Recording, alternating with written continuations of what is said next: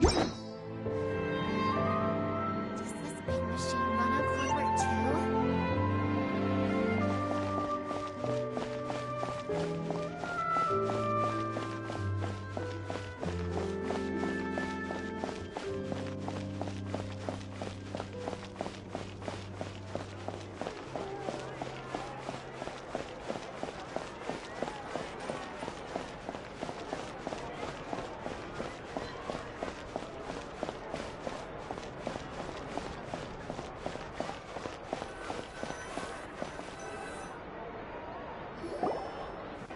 This is our current abode. Ah, Fremine, you're home. Where did everyone else go? I have some new friends that I would like to introduce. Oh, they all just went out a moment ago. I see. Everyone is getting busier now that Father will be returning soon. I suppose that can't be helped.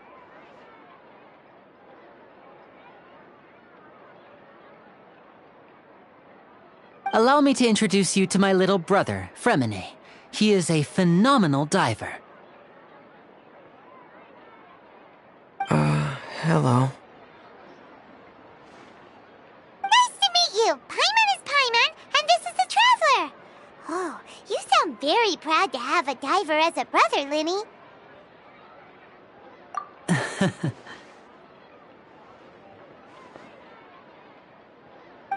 Linny, could you come here for a moment?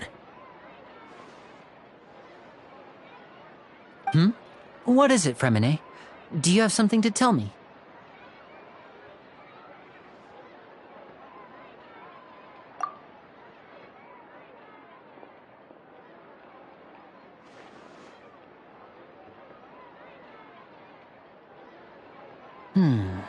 Okay, I see.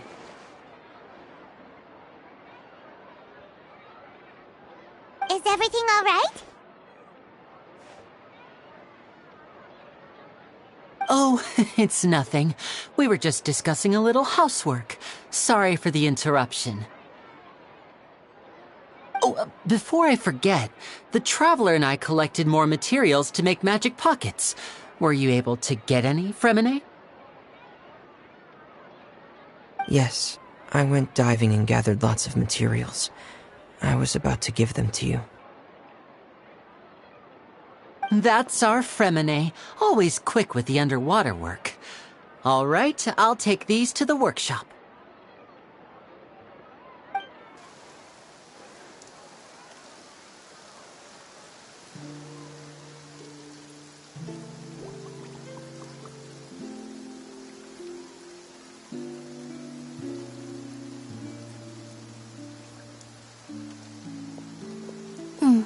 Looks like rain. Oh, you're right. But wasn't it clear and sunny just a moment ago? Fontaine's weather sure is weird. I'm afraid that's just how it is here. It often rains on days where there are trials being held in the Opera House, but don't worry, it'll clear up soon enough.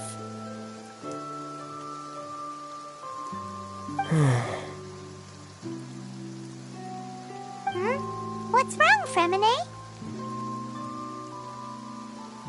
There's a legend about the rain that I tend to believe. It's said that a dragon of water once resided in Fontaine. Though we don't know where the dragon went, every time it weeps, the skies will cloud up and pour out rain. When I was a child, my mother told me that if I wanted to go outside and play, I should yell toward the sky at the top of my lungs. Hydro Dragon! Hydro Dragon! Don't cry!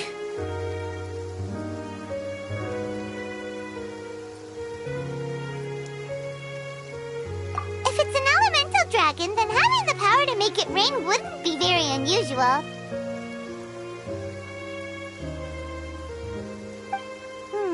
Let Paimon try something. Hydro Dragon! Hydro Dragon! Don't cry!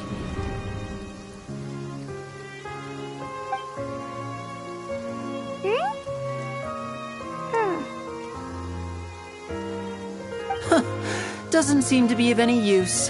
It is just a legend after all. You know, you might be a more popular magician if you understood the concept of romanticism. Or could at least play along. Sorry. It might be because we've never met the Hydro Dragon. Perhaps it can't be comforted by the words of strangers.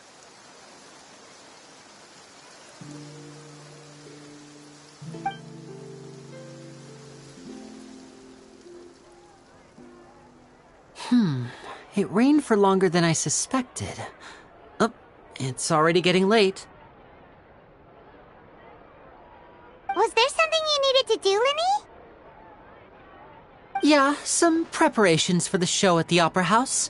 I need to find a way to catch the last aqua bus of the day.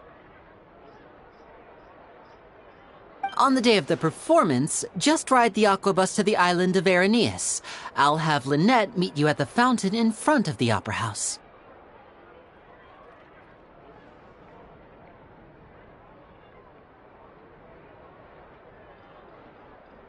Oh, are you leaving now?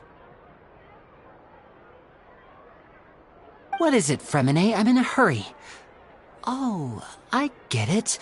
You feel nervous delivering the materials for the magic pockets, is that it? Perhaps we could trouble the Traveler to help us take these materials to the Beaumont workshop and deliver them to the owner there? I'm afraid that Fremine can be quite introverted, and the boss there tends to be pretty talkative. Fremine has always been a little afraid of her. No trouble at all! Don't worry, we're on the case! Sorry for the inconvenience. I'm quite useless when it comes to such tasks.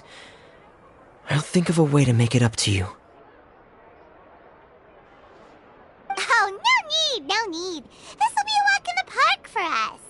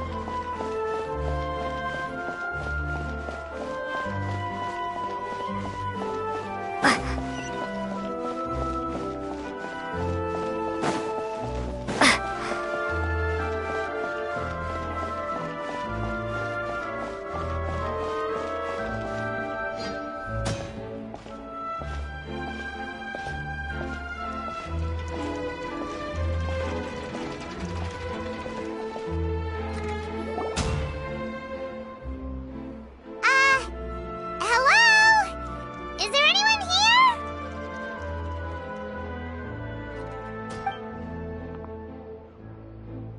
Oh, hello there. New customers? Looking to buy, or do you need something made? Or perhaps you're just looking for a chat with me. Oh no, we're just here to deliver some materials. Here they are. They're for making... what were they called again?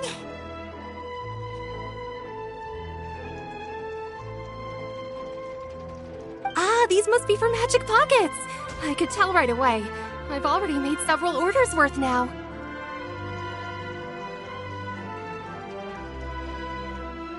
No need. They've already prepaid several batches worth. When they told me what they'd be using them for, I even offered them a discount. But they insisted on paying the full amount, saying that I had a business to run. It seems both their hearts and their pockets are made of gold. Whoa. So, is Linny actually loaded? I can't say for sure, but who knows? Maybe there's good money to be made being a magician in Fontaine. Hey! Is this machine what you use to make stuff here? It looks really advanced.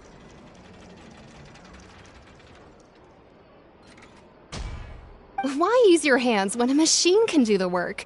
It would be a waste not to use the latest technology, and wasting is a kind of crime. But where does a big machine like that get its power from? Well, it's a little complicated. I'm not sure I can put it in layman's terms for you. But basically, everything we usually use here in the city is powered by indemnitium. It's a type of energy that's produced from trials. Huh? How can trials produce energy? Well, I'm not completely sure of all the details myself, but basically, when a trial is in session, the Oratrice Mécanique d'Analyse Cardinale harvests people's belief in justice and converts it into energy to be used all around Fontaine. So that's what its other function is? Paimon heard that the Oratrice was created by the Archon to make judgments. But Paimon still doesn't get it. How could something unreliable like people's beliefs be turned into a stable power source for these machines?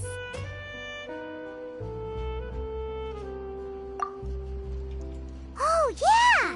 So that means the Hydro Archon relies on the machine to take the energy created by belief and turn it into power for all of Fontaine, right?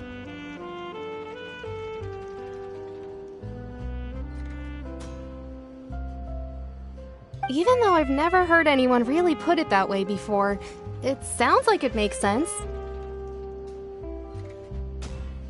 Besides indemnitium, we have another type of energy called pneumosia.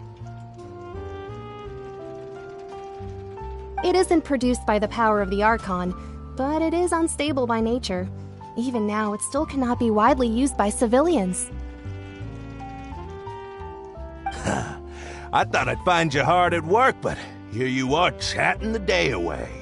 Since you're already talking, I'm sure you wouldn't mind a few words with me. You again? Didn't I already promise you that I'd have the more I owe to Confrérie of Cabriere by next month? Why are you hounding me now? Yeah, but how do we know that you won't go running off by the end of this month? I want 50% today. Wait, no, 70%. Huh? You... Seems business isn't so great for the workshop. We've already finished our job and delivered the materials. Maybe now's a good time to leave? Hey, hold on! Before you go around trying to collect payments, why don't you settle your own debts first? If Confrérie of Cabriere wants to poach clients from Northland Bank, that's fine.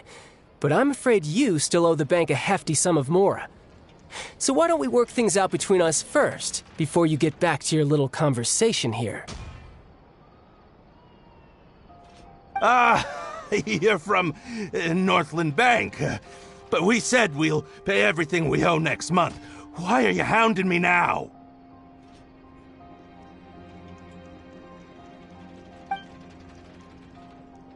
Traveler, Paimon! I didn't think I'd run into you here in Fontaine.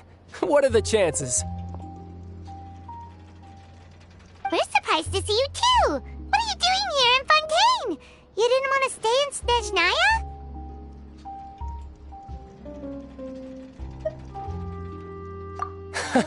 Long story short, I've already been in Fontaine for some time now, and honestly, things have been pretty boring.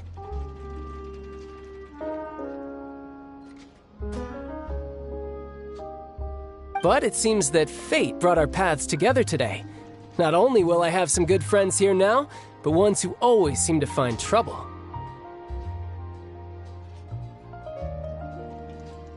Either way you look at it, it seems things are going to get a lot more interesting now.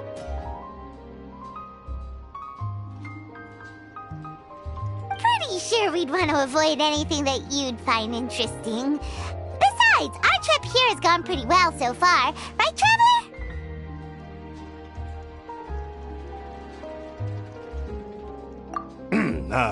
Hey, you, Northland Bank boy. Aren't you forgetting something? Don't interrupt. It's not often I run into the Traveler like this. Why don't you wait for me over there for a while?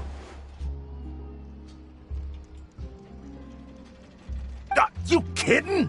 Aren't you the one looking for us? You really expect us to sit and twiddle our thumbs while you catch up with your friends? Listen to me, boy. If you want your Mora, fine. Why don't you come and take it? Hey, I just said not to interrupt. Oh, by the way, Traveler, the last time I took Tonya and Tusser ice fishing, Tusser said... Hey! That's way over the line! All right, boys, let's see who has to pay up now!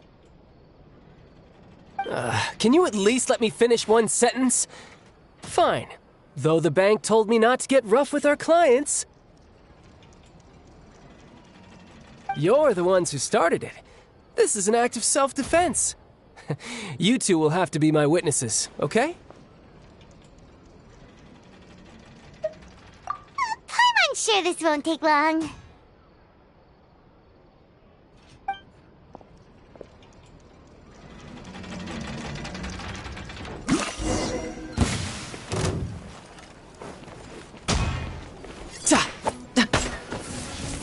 You can run, but you can't. Tidal wave.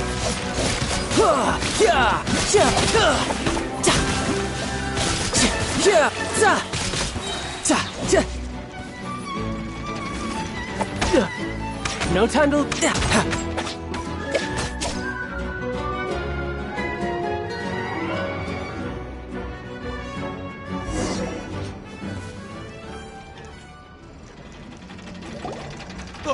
What's your deal, Brad? How are you so strong if you're just a staffer from Snezhnaya's Northland Bank?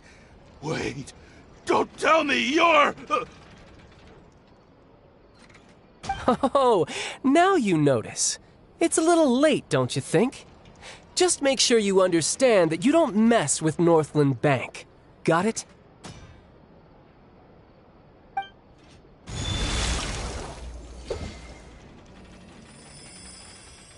Huh?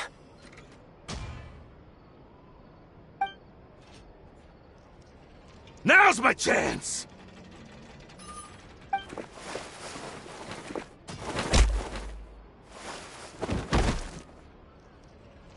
Huh. That was weird.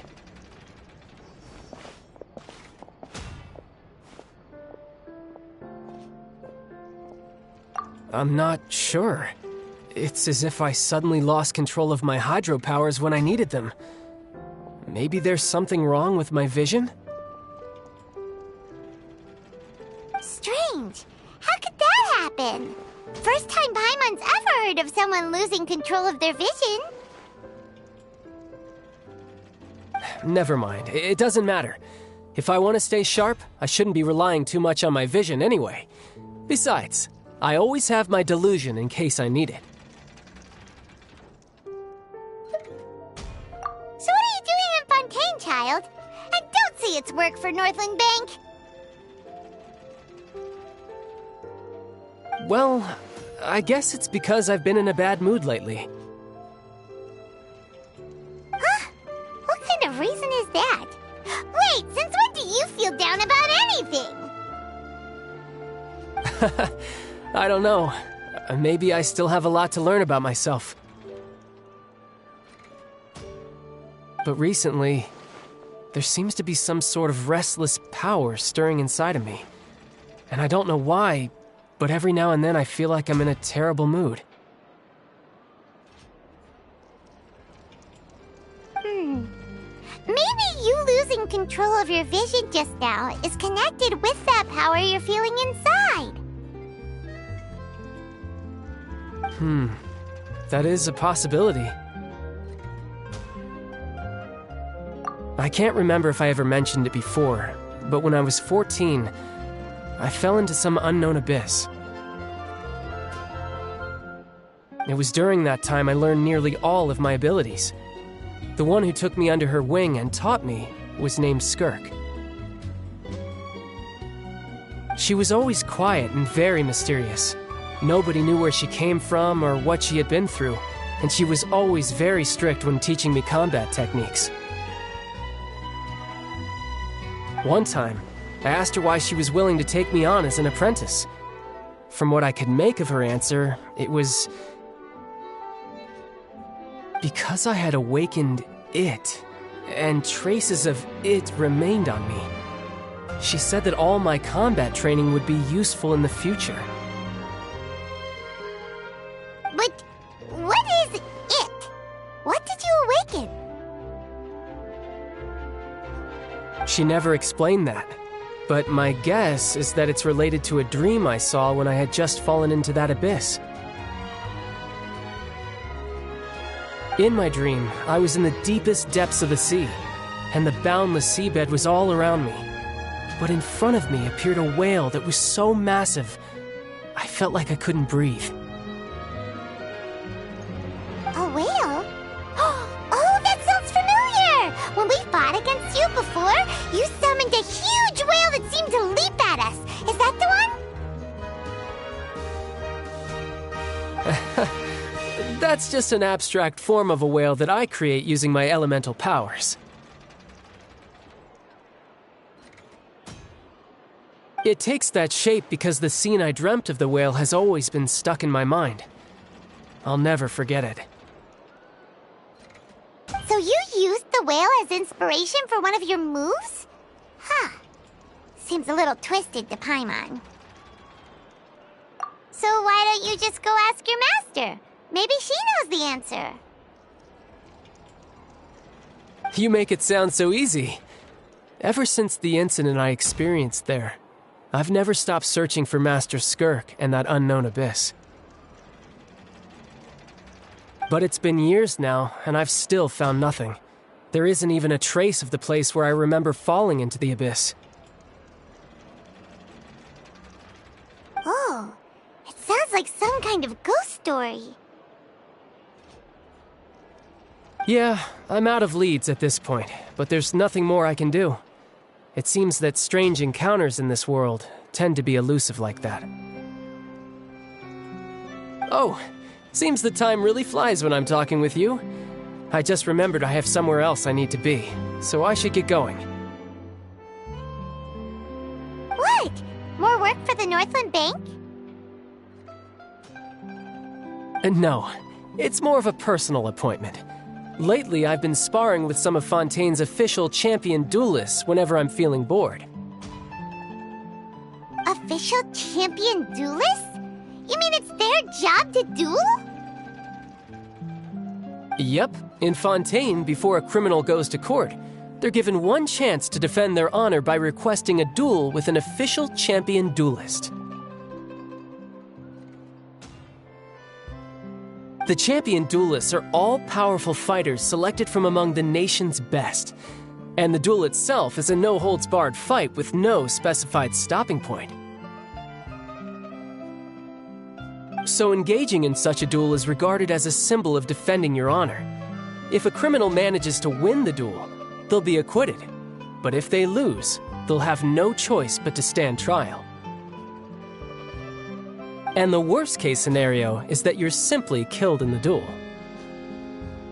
Though it's rumored that Fontaine has a death penalty, from what I can tell, no one has ever been officially sentenced to death. So really, the only people who opt to duel are those who have suffered a grave injustice in being accused, or those who greatly value their honor.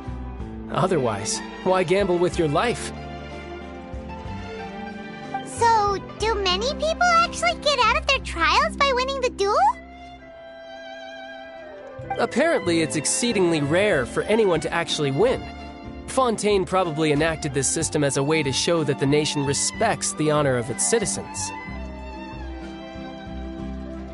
Besides, none of the champion duelists are to be trifled with, which is exactly why I was itching to face them as soon as I got to Fontaine.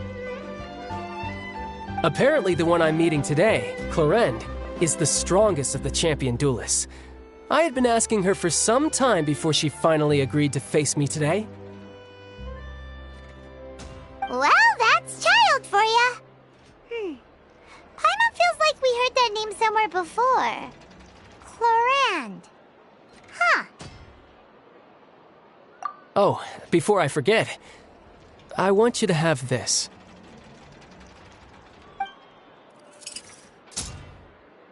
Huh? Your vision?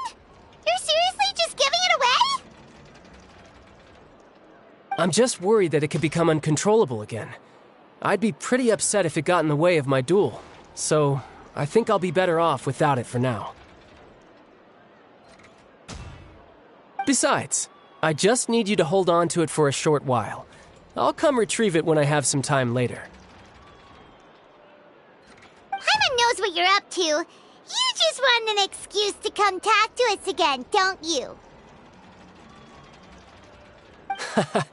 Whatever gave you that idea? I'll be in touch later.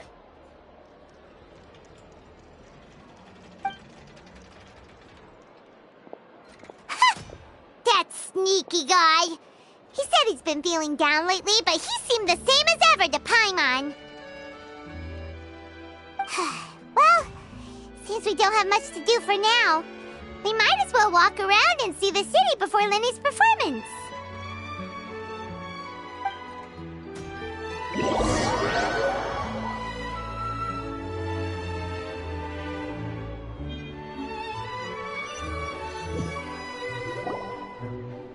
Wow! Who could have seen that coming? The reporter who was barely around for most of the story was the murderer all along! Sorry. Paimon was just surprised, that's all. Whew. Paimon never saw that twist coming. The murder mystery novels here are amazing!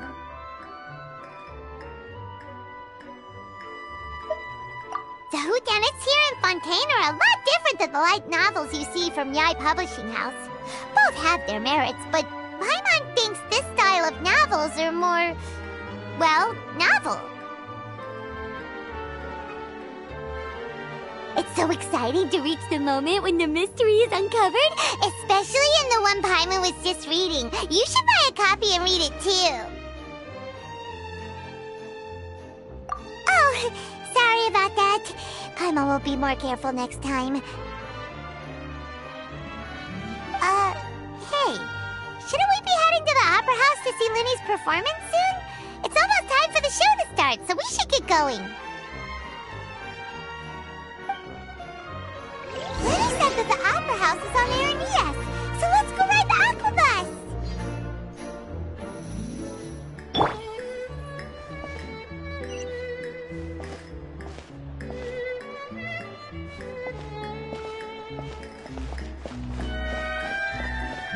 Investing too much emotion.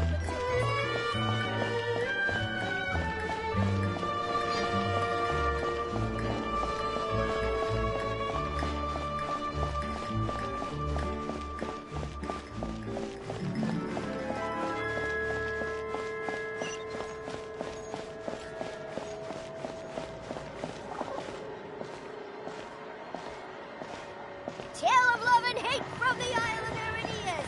Tell about it.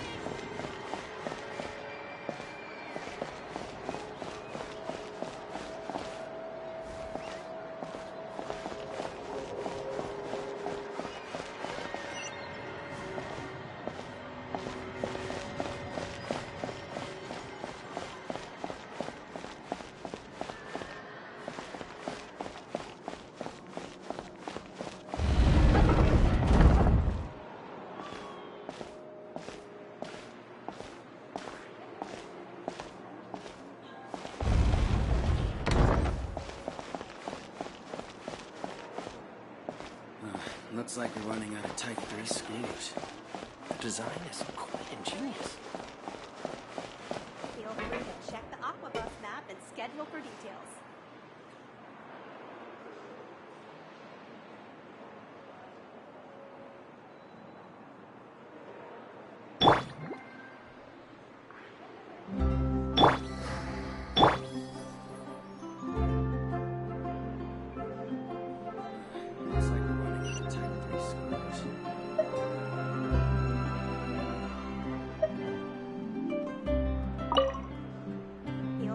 check the Aquabus map and schedule for details.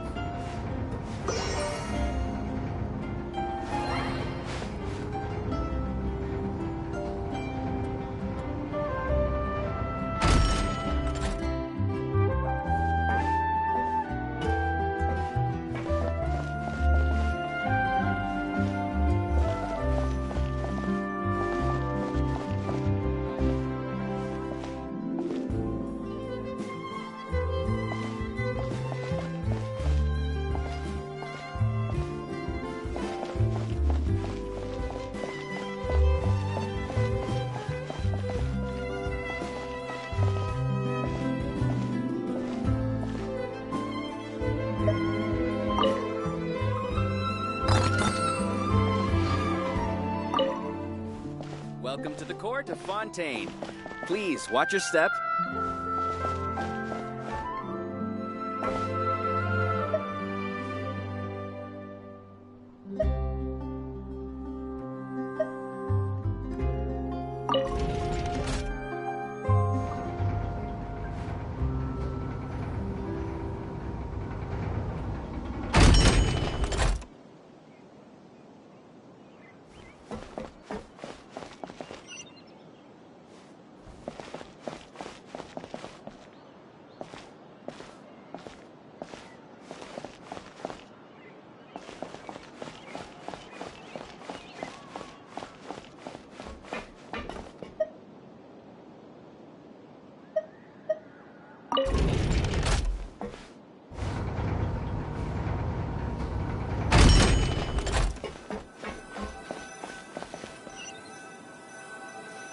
Welcome to the court of Fontaine.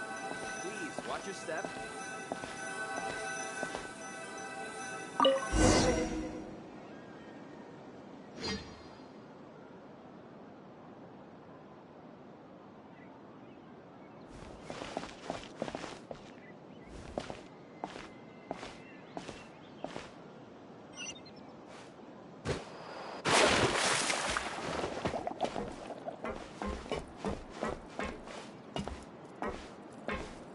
Welcome to the court of Fontaine.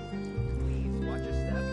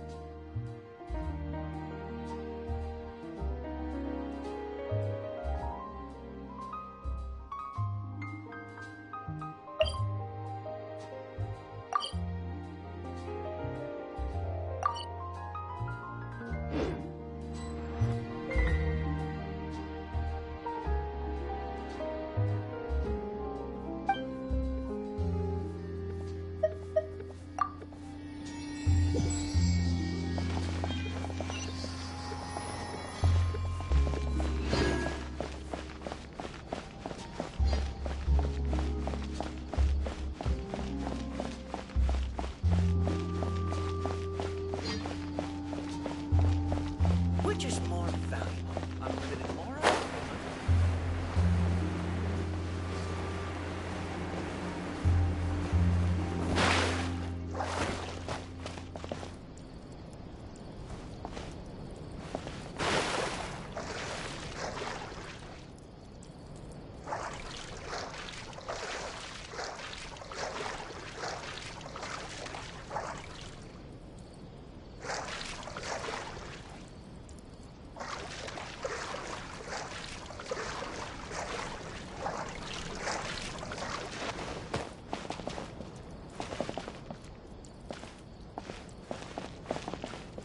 Welcome to the court of Fontaine. Please watch your steps.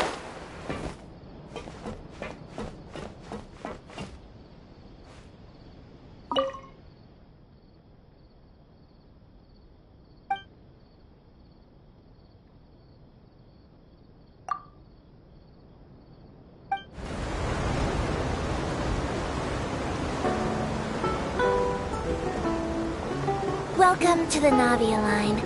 I am Elfan. The boat will be departing imminently. Please do not stick your head, hands, or other body parts outside the boat. The Aquabus operator is not responsible for any accidents or injuries resulting from doing so. Also, please remember to buy the Steambird, though I don't read it myself. The destination of the current tour is Erinias. Points of interest worth visiting include the Fountain of Lucine and the Opera Epiclese. If you look to the left in the direction we are currently traveling, you will see the famous Fontaine Research Institute up in the sky. An experiment gone wrong turned new sightseeing opportunity. Human ingenuity truly is a wondrous thing.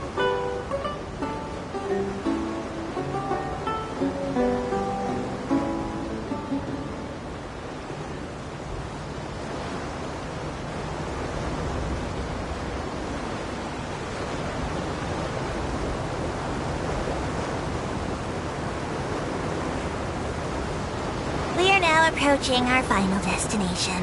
Please be sure to bring all your personal belongings with you as you disembark. Even though I will take any forgotten items to the lost and found, the paperwork is rather annoying, as Melusine hands are not suitable for grasping pens. Please be careful when disembarking.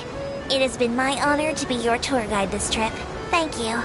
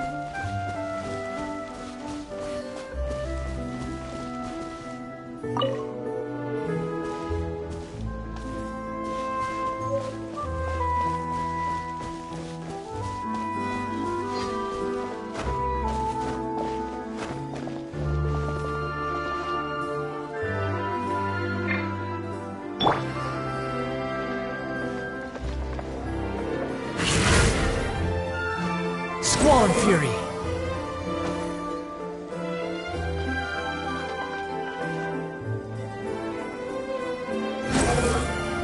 Bow your head!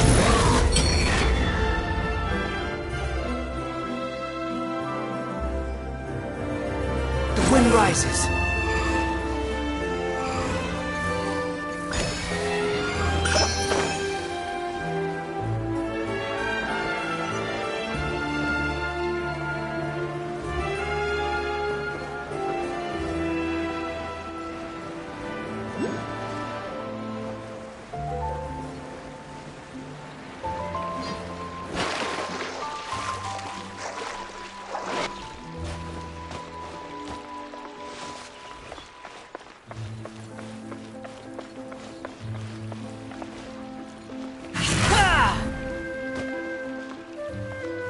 Behold!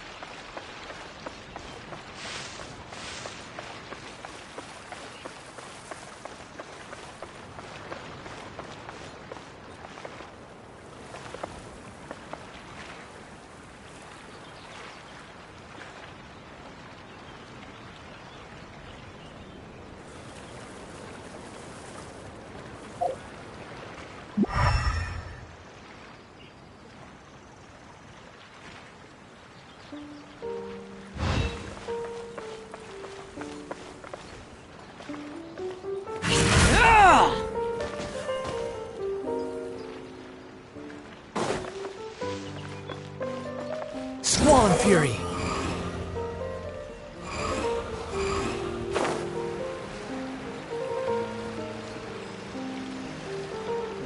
Don't you think I'll be too old for that by the time you're grown up?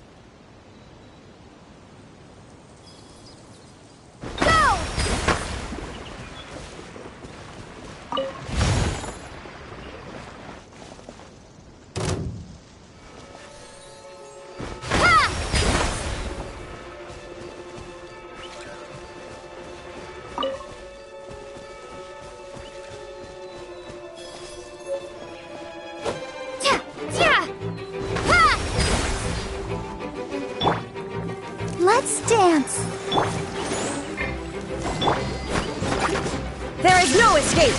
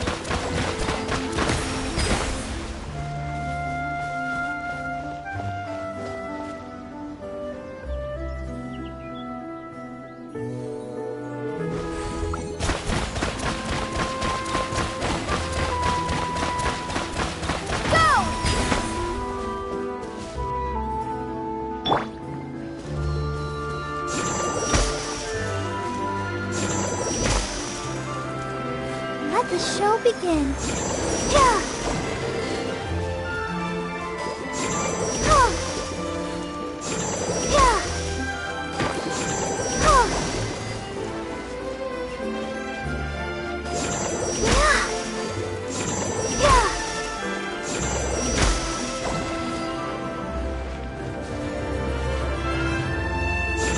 Oh. Yeah. Let's dance.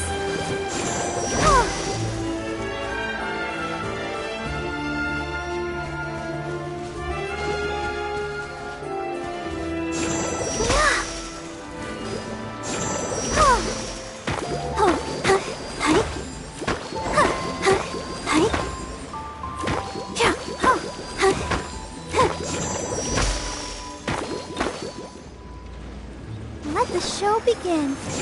Yeah.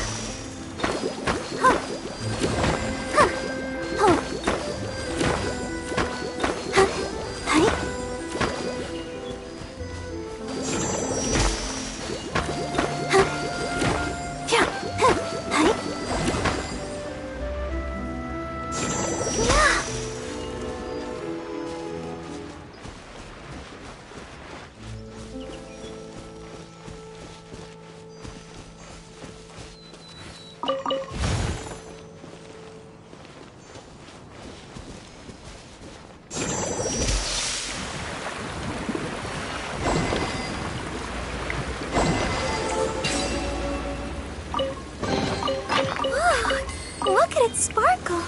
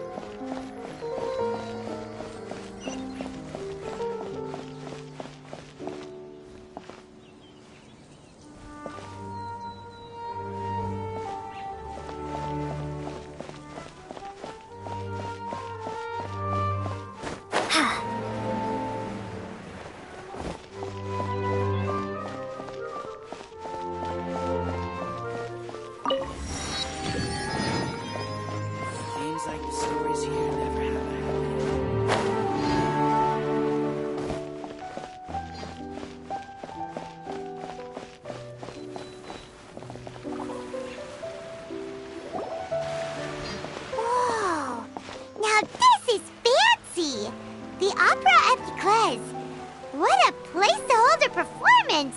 No wonder Linny and Lynette were looking forward to it. Huh. Looks like there's a lot of people standing around the fountain up ahead. Oh, Archon, please bless us with a bright and healthy child. We pray. I don't know why you always feel the need to ask so much. I'll be happy as long as our child is healthy and lives a peaceful life. I guess if they're our kid, then there's no doubt they'll turn out smart.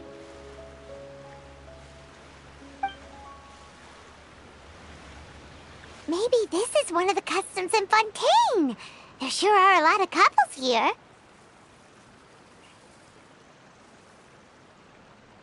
Vache. What's wrong? Vache. Vache.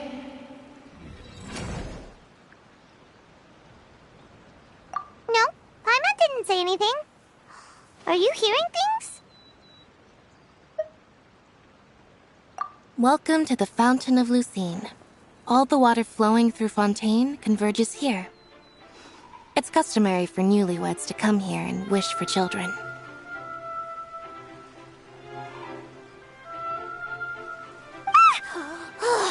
Lynette! You scared Paimon!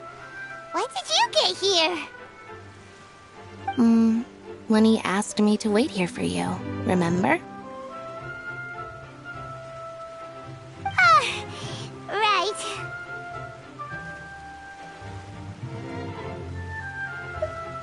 What do you mean? There are a lot of people here right now.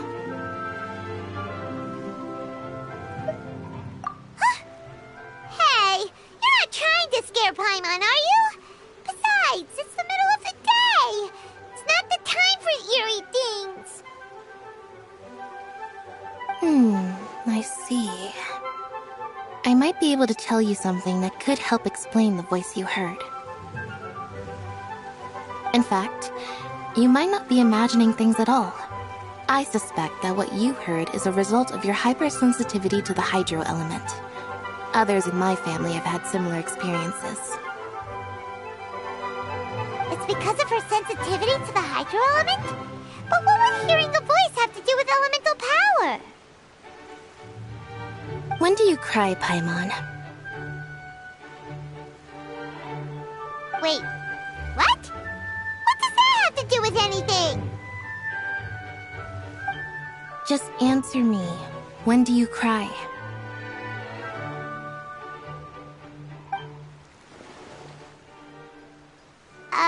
When Paimon's really sad?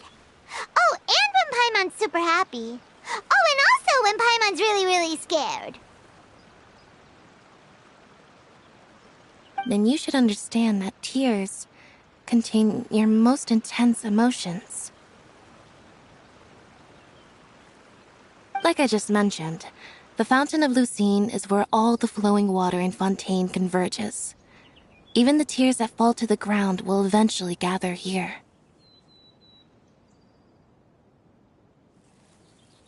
So maybe what you heard was the intense emotion coming from someone's tears.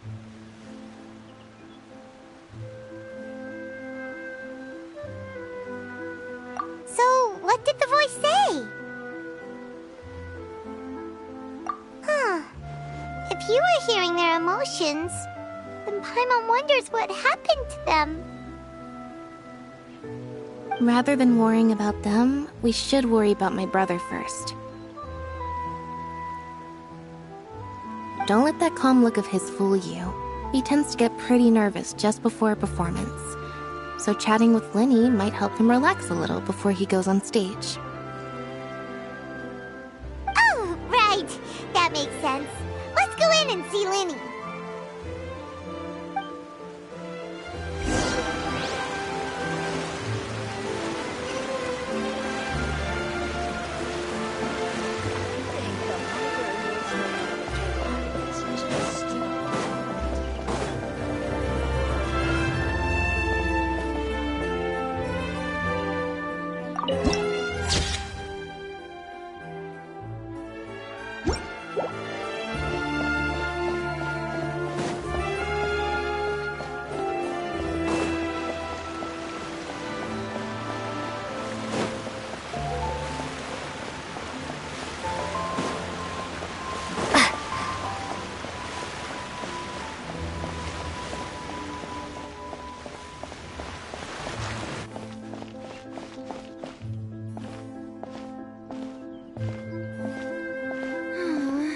Lady Farina hasn't changed.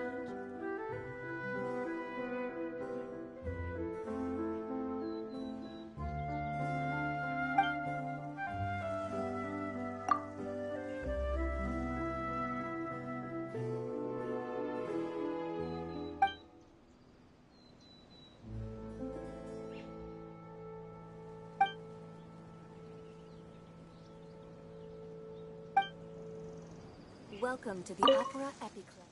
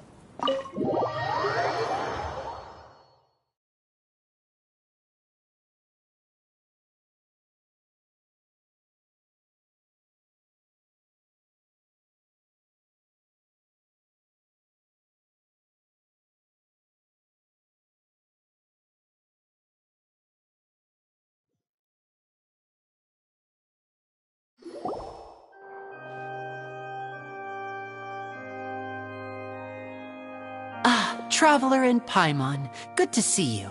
I knew you two would come. Are you kidding? We wouldn't miss it for the world! We've been looking forward to it! I can tell, judging by how early you've arrived. But you're actually right on time.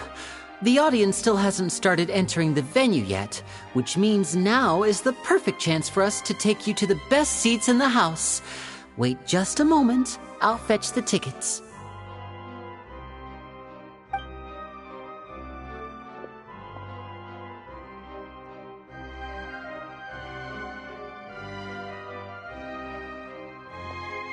The Opera House has assigned seating, so you always have to make reservations. I've already reserved your seats, and here are your tickets. Ooh, front row seats! Thanks, Linny! Don't mention it. There's no need to keep thanking me. Hey, Lenny! Could you come over here and take a look at this? Oh, I'll be right there. Seems there's an issue with the stage props over there. That's Cal, my assistant, calling me. I'll go lend him a hand. Yeah, we'll just go to our seats. You go ahead, Linny.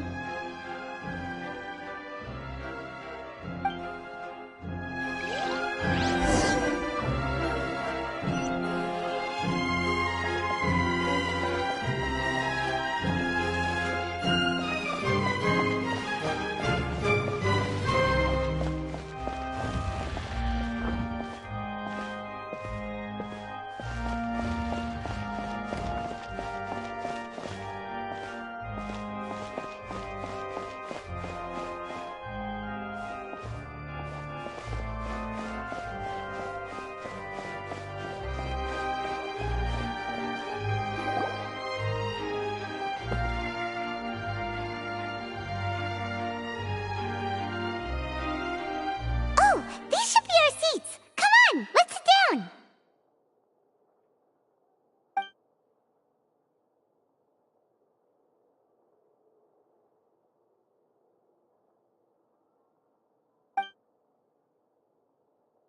Uh...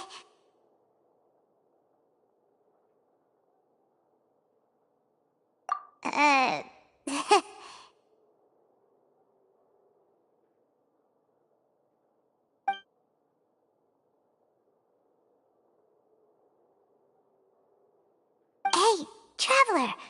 Maybe we should strike up a conversation with the person next to us.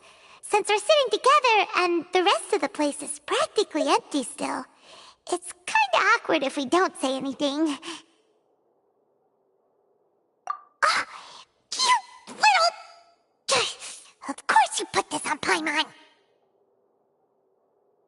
Excuse me, I did not realize you felt awkward. I am terribly sorry. I would be perfectly happy to chat with you if that is what you would like. Oh, so you heard all of that, did ya? Boy, you sure have good ears. Paimon thought she was keeping her voice down. Wait, that's not it, Paimon's. Sorry. Paimon's the one who was being rude, talking under her breath like that. So, let's talk, but, what should we talk about? Oh, Paimon's got it. You're also here early and sitting in the front. Are you a friend of Linny's, too? A friend, you say? Well, if Mr. Linny would like to be my friend, I would be more than happy to reciprocate. Oh, so you're not friends with Linny, then? Oh, this is getting more awkward by the second. Paimon nearly forgot to make her introduction. Nice to meet you. Paimon is Paimon, and this is the Traveler. We just arrived in Fontaine. It is an honor to meet you two. I have heard of your deeds across Tevat. And as required by proper etiquette, I will also introduce myself. I am... Oh, Monsieur Nervillet! What an honor it is to have you here to see my show! Ah, Mr. Linny. I should say it is in fact an honor for me to see your performance in person. Wait, Nervillet? Could he be... I saw you all chatting just now, but it seems you still don't know who Monsieur Nervillet is. Allow me to introduce you to Fontaine's Chief Justice. That seat is always reserved for him. It wouldn't be too much to say that he's the symbol of justice and honesty here in Fontaine.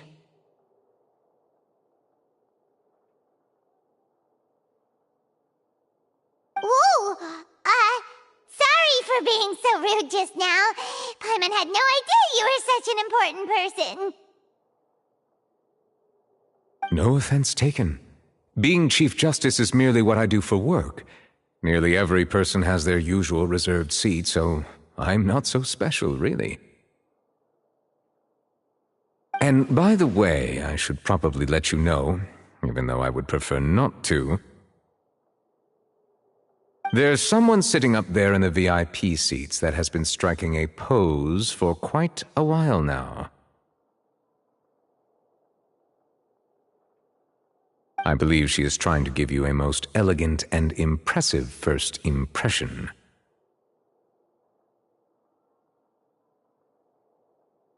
So I think you should take notice of her sooner rather than later, otherwise she may become flustered.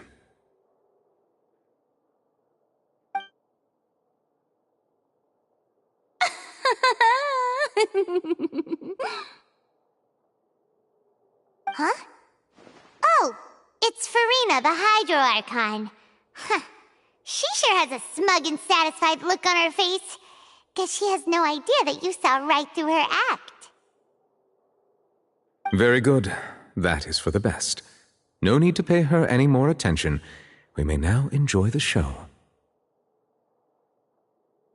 Huh? So is this what things are like between the Chief Justice and the Hydro Archon? All right, please wait just a moment longer. I've pretty much finished my preparations, and the performance will start as soon as the audience has made their way to their seats. Yay! The show's finally about to start! Paimon can hardly wait! Paimon's never seen a real live magic show before!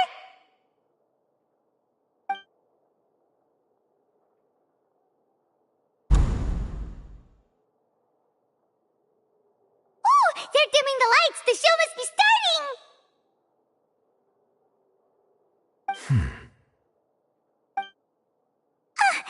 Sorry. Paimon will try to stay quiet.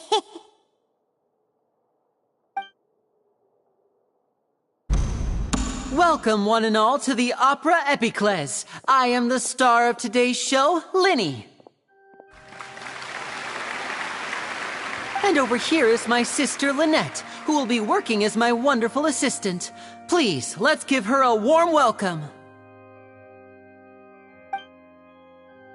Hello, everyone. I know she may seem to be a little sleepy right now, but that's just a sign that she's nervous. Whatever. Now, some of you may be thinking, two vision holders who can freely manipulate elemental powers performing magic is not true magic at all.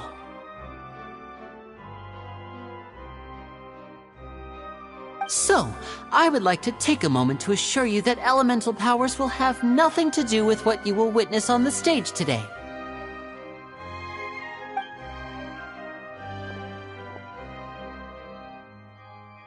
Both Lynette and myself have removed our visions for the show. That way, even the gods won't be able to help us. Oh, good point. That's what makes the show real magic. Now, without further ado, let the show begin. Lynette will now exit the stage to make some preparations. I know you might miss her, but don't worry. She'll be coming right back on stage momentarily. Perhaps in an unexpected way. I'm sure she'll be stealing the spotlight soon enough. Oh, and before I forget, there's one more thing I should say. You never know what can happen in the blink of an eye.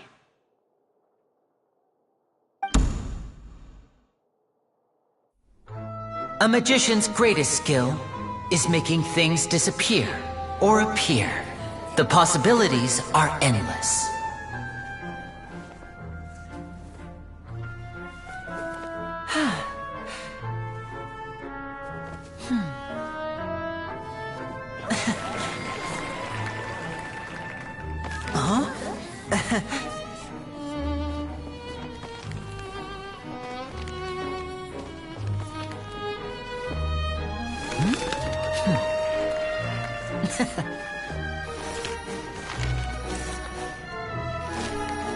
But this isn't what you came for. These little tricks, you've seen them all before. So it's time for something truly extraordinary, don't you think? This one's a little tricky.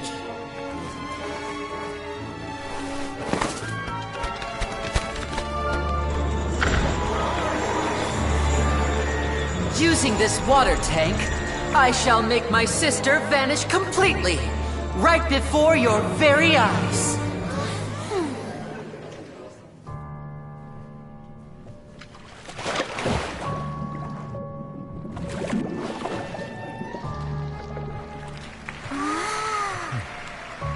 It's actually quite simple. She'll just turn into air bubbles and float right out of the top.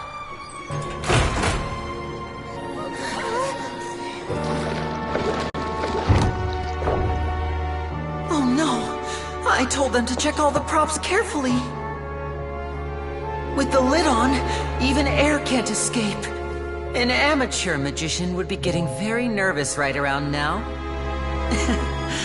Luckily, it's me on stage, so let me show you what a true virtuoso can do.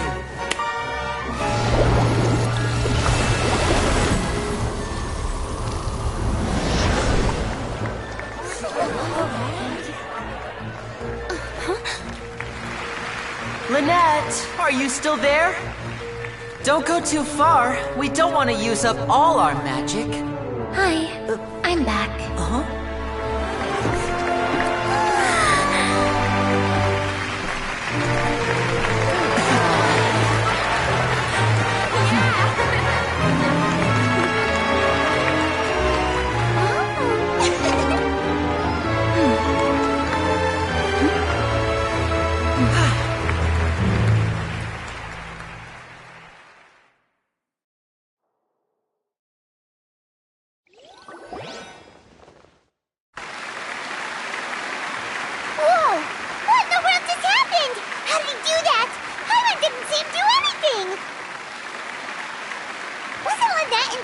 water tank?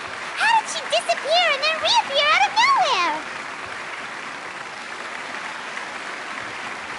If we could see easily through his tricks, then that would mean that his skills are still lacking.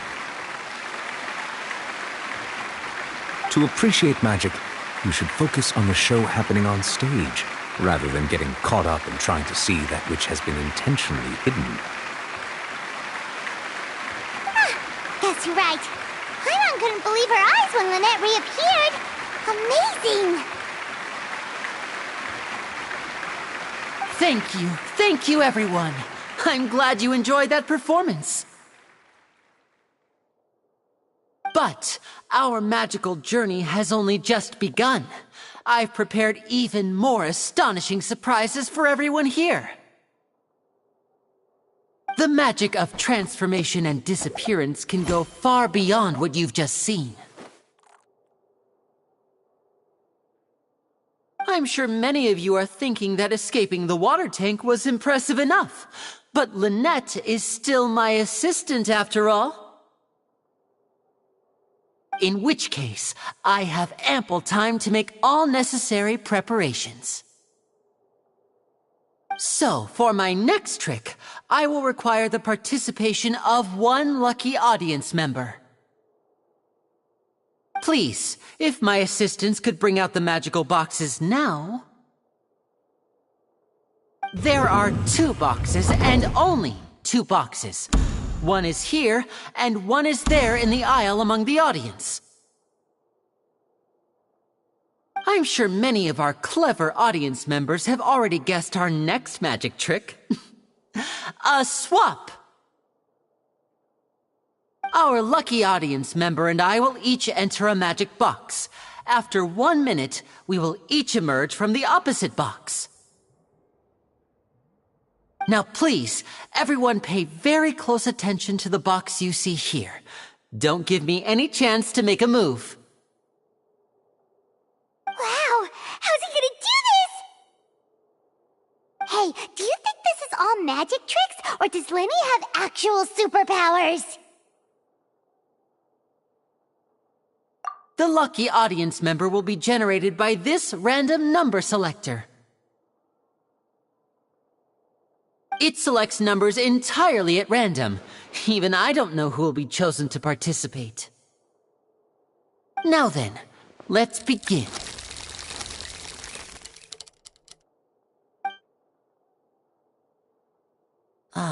Let me see. Oh, row 7, seat 3. Congratulations! You now have the chance to experience magic firsthand for an entire minute. Please, come forward. My assistant will take you beside the magic box.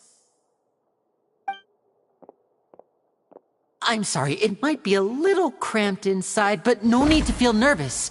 We've carefully arranged everything for you to be as comfortable as possible.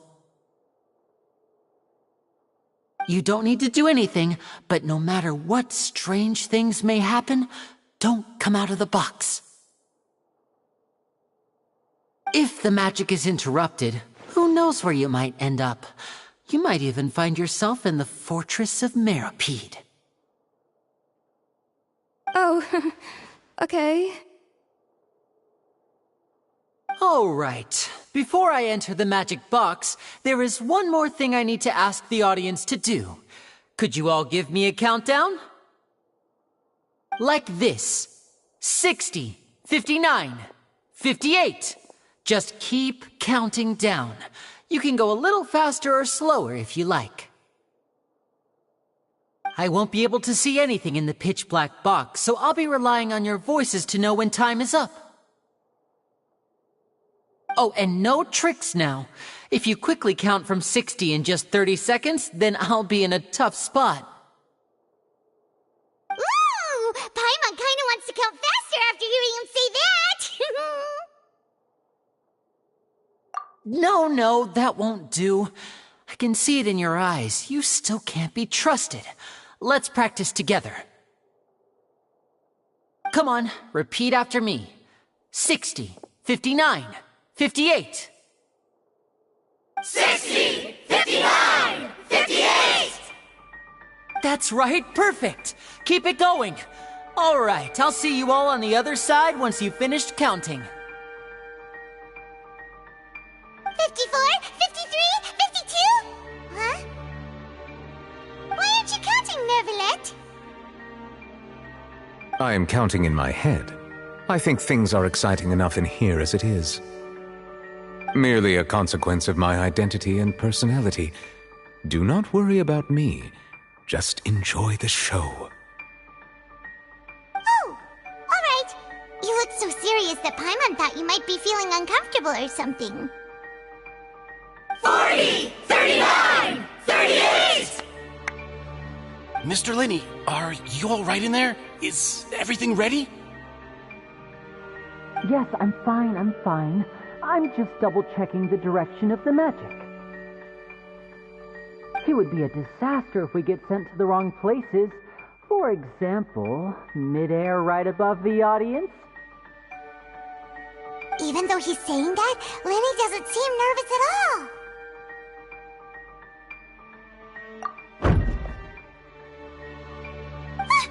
What was that noise?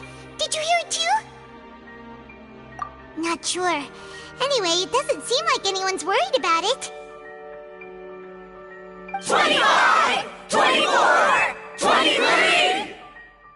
What's wrong, Mr. Linney? I can still hear you moving in there. I seem to have accidentally knocked over a decoration. I'm trying to fix it, but it's pitch black in here. I can't tell left from right.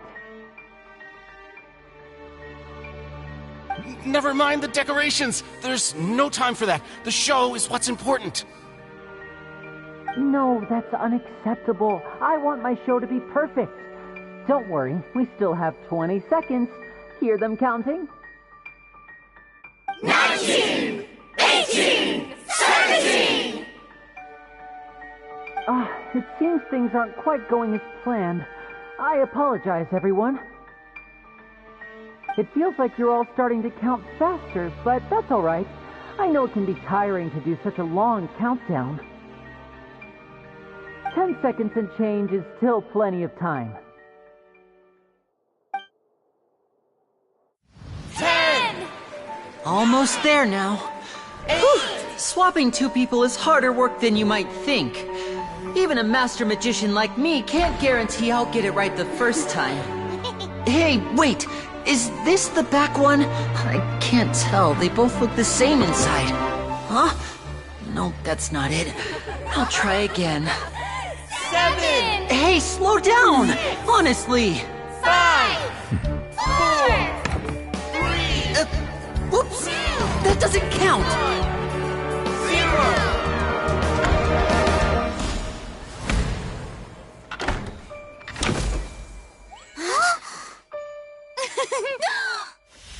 Ta-da!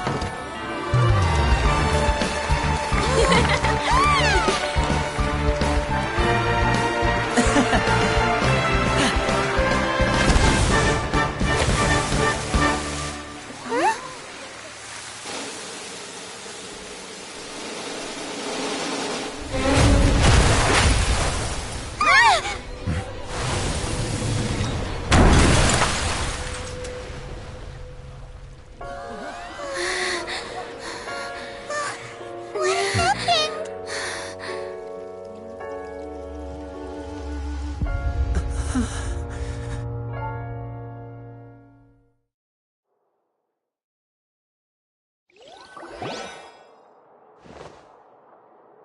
Huh? Is this part of the show?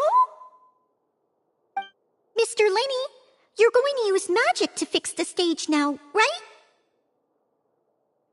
What happened?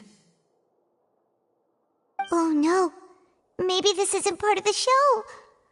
The girl was still in that box, right? This performance is over. Medical staff with me. Guards, secure the scene and detain all the performers. Seal the exits. No one is allowed in or out at this time. Yes, that's right. If this was just an accident, then we must investigate the cause. But if this was all part of some scheme, then then those accountable will not escape the judgment of the God of Justice! No need to be alarmed, you two. We'll get to the bottom of this soon enough.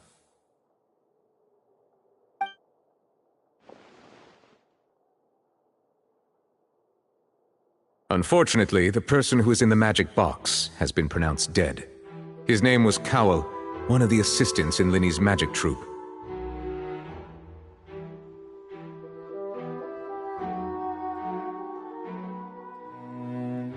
Apparently, the fireworks on stage ignited the ropes that were suspending the water tank, which then caused the tank to fall onto the stage. As of now, we are still not sure why we found Cowell in the box, rather than the guest from the audience. And after an initial search of the area, the guards have confirmed that the girl is nowhere to be found. It appears that this incident was not merely some mishap with the performance. And there are many indications that it is connected with the case of the serial disappearances of young women.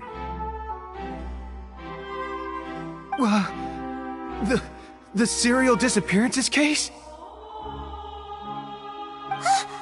That's the case that Charlotte mentioned before!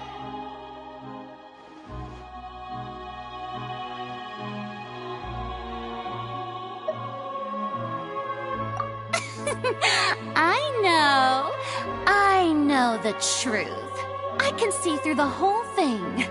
Really, using such a shallow and obvious mystery as his finale. Did he really underestimate us that badly? I say that our powerful magician, Mr. Linney, is now the prime suspect for the serial disappearances case. Huh? Why me? This whole thing was an accident. Oh, this all occurred during your magic show, did it not?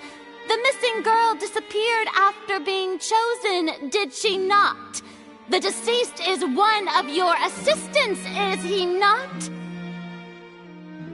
Now that I think about it, that whole speech about magicians making things disappear was nothing more than a provocation, a bald-faced challenge.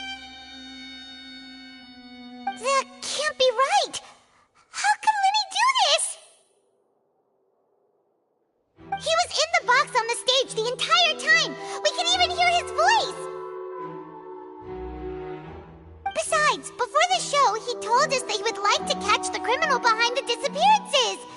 He couldn't possibly mean catching himself!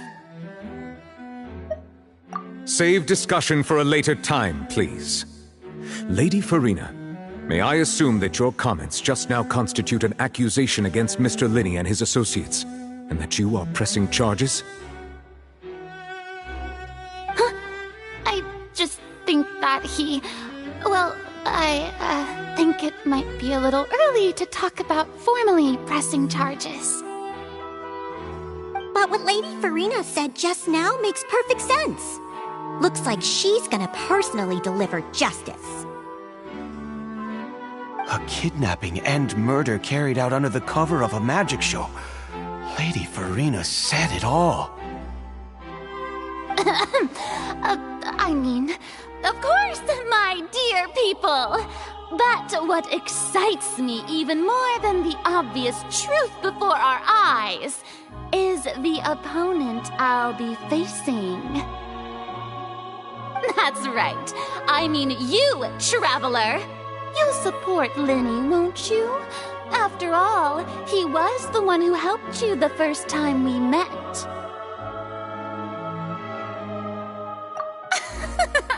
Then there's no problem at all. You know, the Traveler and I already had a duel the first time we met.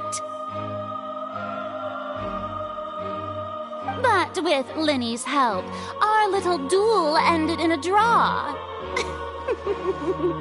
But draws really are the most boring possible outcome.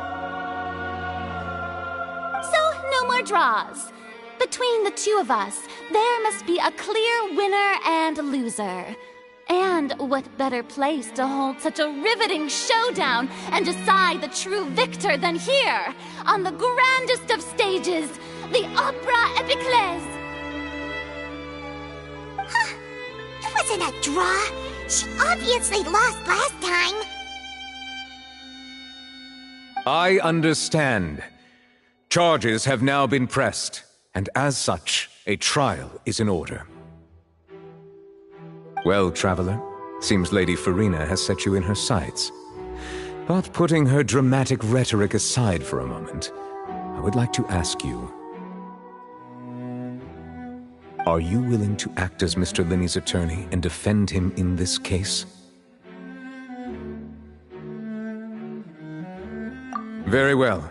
The trial will be held a day from now in the Opera House. Both sides may investigate the scene to build their cases and search for the truth. Linney and his troupe are all potential suspects and shall remain within the Opera House. The audience may begin to leave in an orderly fashion once they have been cleared by the guards. A day isn't that long. Let's see what kind of case this big-shot outlander can build in such a short amount of time. I'm really quite looking forward to hearing it.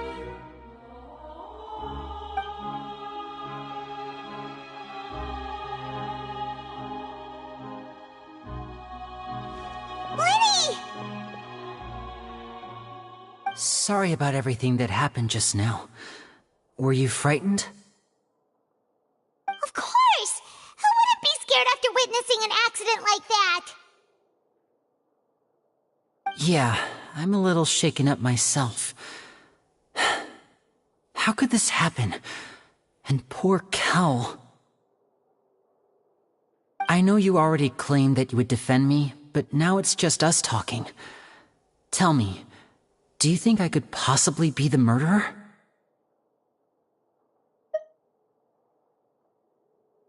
I understand. Even I'm not sure what happened, so I can only imagine how difficult it is for you to grasp the situation. I'm sure everyone sees me as the biggest suspect at this point. But, if you ask me, the whole thing is mysteries layered upon mysteries, such that all that's left is confusion.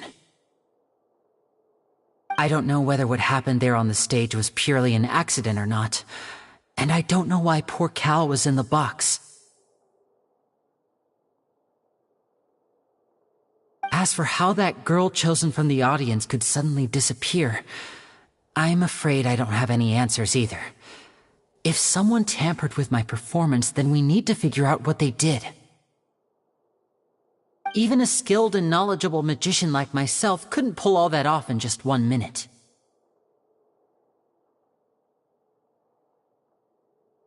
Which is precisely why we need to investigate! As this book says, the impossible could not have happened. Whatever happened must have been that which is possible. Paimon bought them when we were reading at the bookshop in the city earlier. Pretty cool, huh? Don't worry, Paimon used her own savings to buy them. It wasn't from our travel funds. I think they look cute on you, Paimon. You have good taste, Lynette! That's the right attitude. Feeling depressed isn't going to help me now. I need to get back to my normal self. But with the guards watching our every move, it's going to be especially difficult for Lynette and I to prove our own innocence. Good thing you agreed to be our attorneys. Thanks for that. We'll be counting on you. Yes, thank you so much. Yeah, just leave it to us. Oh, since we're going to start investigating, Paimon has a question first. Where did Lynette go during the performance? Well, I'm afraid that would involve some of our essential trade secrets as magicians. The secrets behind our magic are past saving, Linny. I suppose you're right. The truth behind our tricks is going to be important evidence that will be weighted during the trial. 'Tis truly a pity. As a magician, our magic show is a work of art. We've poured countless hours and spared no effort in perfecting it. But if revealing our secrets will help you uncover the truth behind what happened, then it will be well worth it. We should go somewhere else if we're going to discuss our magic tricks. We'll go speak with the guards, and in the meantime, you can go investigate the stage and the seating areas. Alright, let's go have a look while the investigation teams are still here. Detective Paimon is on the case!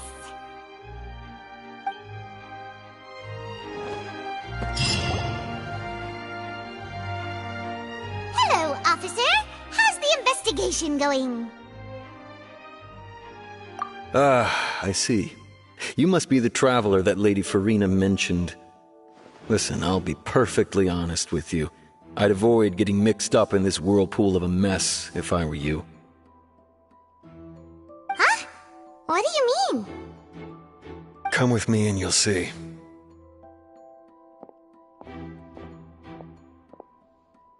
The deceased is one of Linny's assistants named Cal. Even though he hadn't joined the troupe long, he was hardworking and everyone generally liked him. The assistants are usually in charge of setting up and inspecting the props, as well as assisting with the show and keeping the crowd engaged. As you probably saw when you were in the audience, the water tank suddenly fell and smashed the box with Cowl inside it.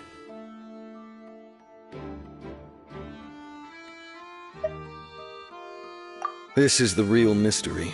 We've already searched the scene and were unable to find any traces of the girl. However, if you look carefully, the box was positioned directly under the water tank.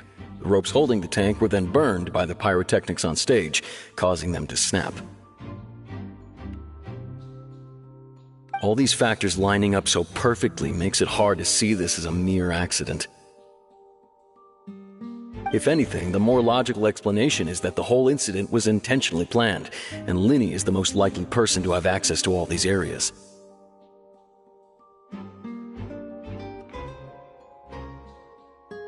he doesn't have a motive! Are you both good friends of his? Well, you can't say we're good friends, but we've known each other for a little while. So in just a short time, he was not only able to win your trust, but even convince you to act as his attorneys. I know there's no such thing as magic. The real trick of a magician is holding the audience in the palm of their hand. I've seen a lot of cases, and I can tell you that people are the least reliable kind of evidence. Sorry, I tend to be pretty straightforward. Just know that I'm warning you for your own good. Anyway, you may investigate the scene of the crime yourselves if you're curious. Who knows, maybe you'll be able to come up with some new evidence.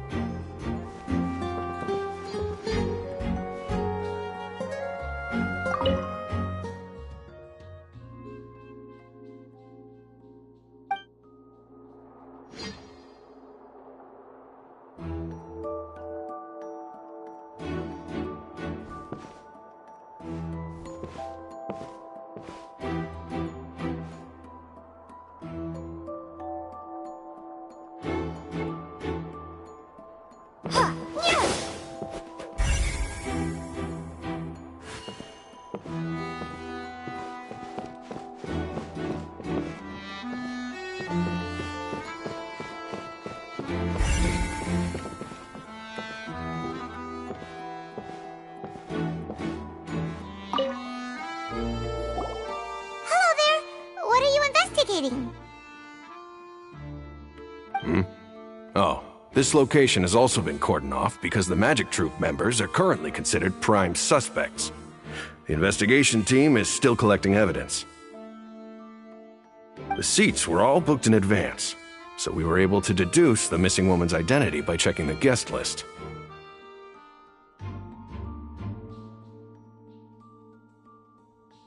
Sure, it's not like this is confidential information. We will publish it later anyway when we petition the public to help us find the missing person. Her name is Halsey. She's a painter from Fontaine who's made a bit of a name for herself. Apparently, she wasn't a regular at the Opera House, but she'd been feeling some pressure with her work lately, which made her decide to come see the magic show. The Magic Troop members all claim not to know her. We have looked into her social connections. It seems that she has no personal grievances or conflicts of interest with the suspects. Simply put, she wasn't related to the Magic Troop at all, which matches the features of the previous serial disappearances. Were the victims of previous cases also chosen at random? That's how it seems to us, in any case. Apart from the fact that they were all young women of around the same age range, there really weren't any other connections between them. Okay then. No need to be so formal. If you do happen to see the missing girl, please be sure to contact us. It is of utmost importance that we get to the bottom of these disappearances.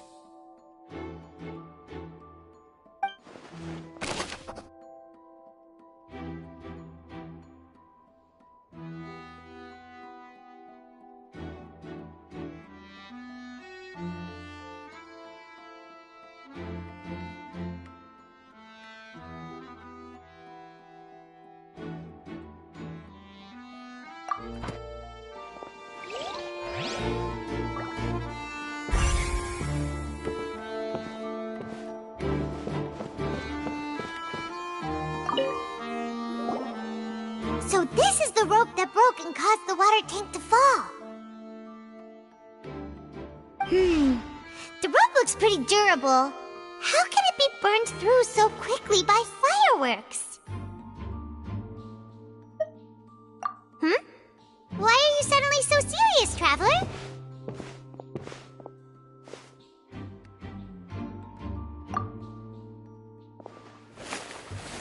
Whoa. Look! This bit is made from different material! Most of it was burned away, but there's still a little bit of it left.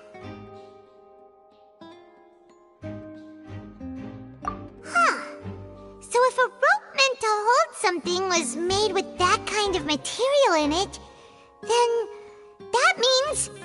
Wait! Why don't you write all this down? Let's take notes!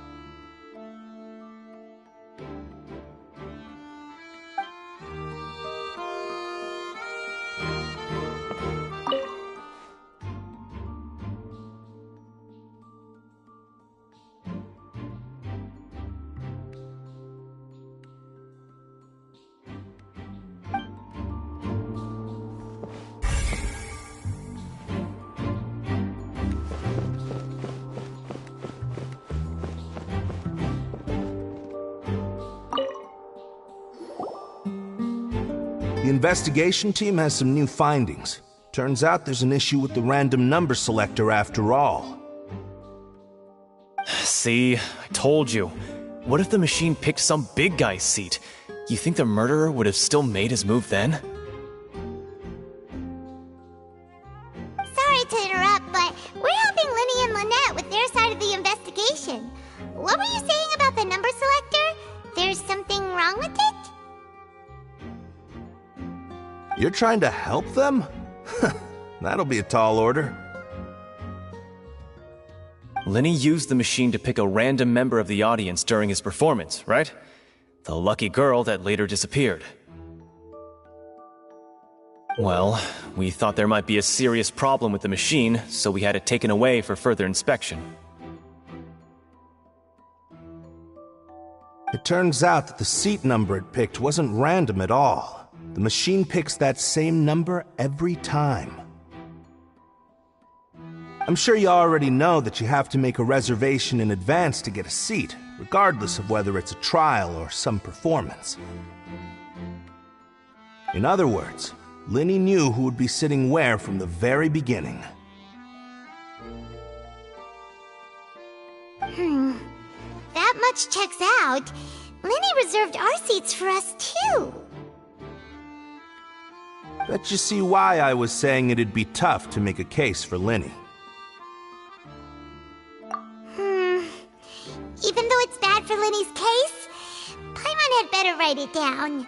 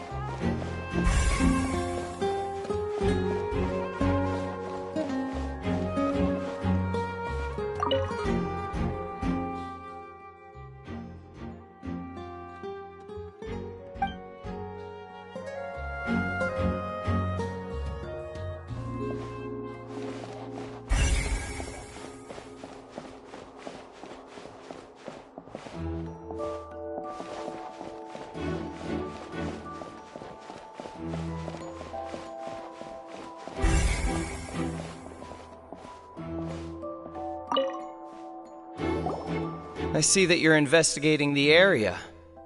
Well, it just so happens that I'm interested too.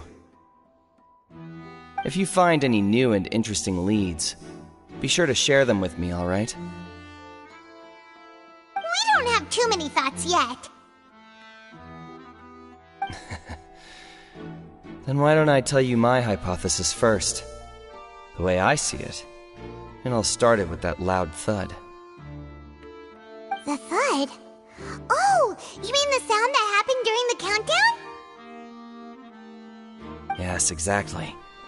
It wasn't terribly loud, but I suspect that most people heard it. It's just that everyone was awaiting the results of Linny's trick with bated breath, so no one paid it much mind. But now that the incident has happened, the thud has become an important clue. That makes sense. So, what do you make of it? I'm of the opinion that it may have been the sound of Linny's accomplice. Lynette, perhaps. Jumping atop the water tank, or something like that. And when the pyrotechnics went off, she cut the rope, sending the water tank crashing down. But wasn't the noise we heard too loud for that? Perhaps the balance wasn't right, leading to a particularly rough landing.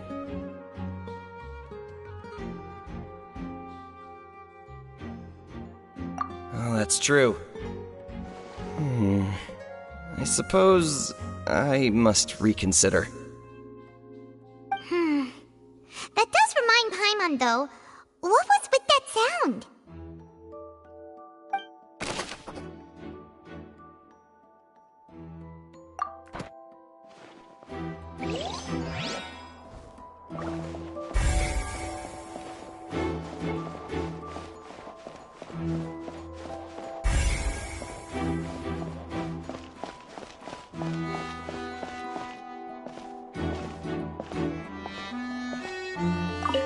When he's still talking to the guards, it seems he'll have a lot of explaining to do.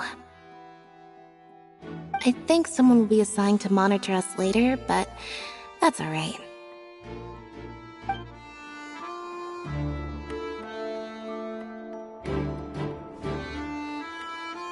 When he's still talking to the guards, it seems he'll have a lot of explaining to do. I think someone will be assigned to monitor us later, but that's alright.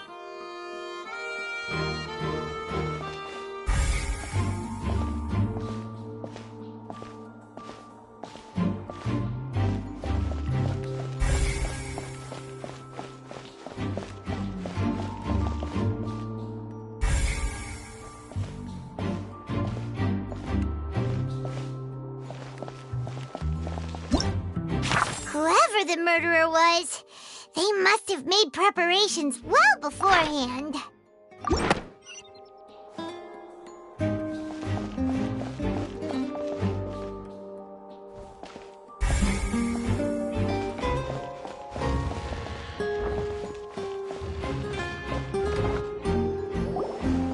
Hey, you! Yes, both of you! Over here! I've been keeping an eye on you for a while now. Huh? You mean us? That's right. If I'm not mistaken, you're also among those who wish to cut down the thorns and pursue the truth. No? And by the looks of it, you're not from Fontaine. Well, you're right on the more about that one, but who are you?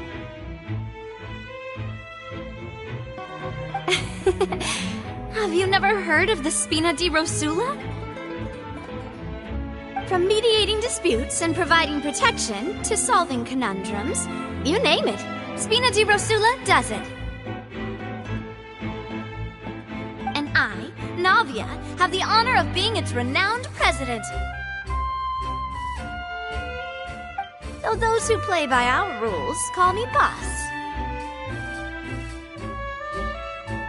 I'm Silver, her attendant. Pleased to meet you. And I'm Melus. Demoiselle's various daily needs and affairs are under my purview. Huh? Boss? Demoiselle? What gives with the names? Well, I am the second generation president. Melus and the others are still used to my previous title. My apologies, Demoiselle. Should you prefer, boss, I will endeavor to use that instead. No need. You don't have to call me boss. Just Navia is fine. Okay, if you say so. Not that we're members of Spina di Rosula anyway. All merely trifling details. Never mind. Now, back to the situation at hand. That's right. I've always kept an eye on the serial disappearance cases. My interest stems from a matter back from my father's time. Judging from the look of things, I find Linny an unlikely mastermind. Really? We think so too! That's why we're looking for clues now. But how did you come to that conclusion? Intuition, naturally. My unparalleled intuition. Farina sure was quick to point the finger at Linny without any decisive evidence whatsoever, wasn't she? But that's not uncommon for her. If you remember, the Justice had to interrupt her and ask if she was pressing charges just to keep her from getting carried away. Anyway, a trial begins the moment someone levels charges. And, of course, there was no way Farina was going to back down in that situation. Sounds more like you just don't trust the Hydro Archon. Well, what's your opinion? I must admit that she can be interesting at times, but liking her doesn't mean that I'll blindly agree with her. All right, I've answered your question. Now, it's time you answer mine.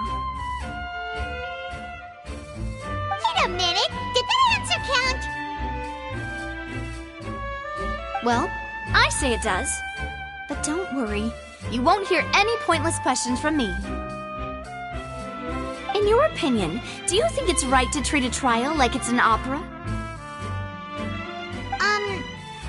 Well? And why would that be?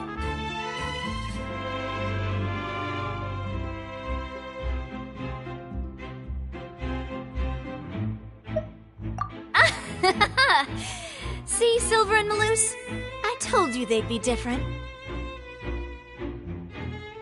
Most astute of you, demoiselle. I too think that the traveler's response was most excellent.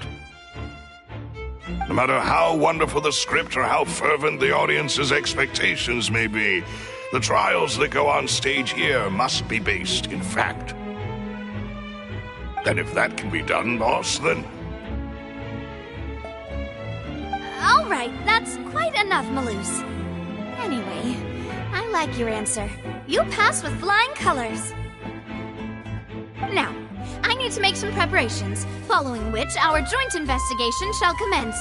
You two shall be my assistants. Wait! Since when did we become assistants? Oh, well, I can be the assistant, sure. Or your companion, if you like. I'm really not that fussy. That's more like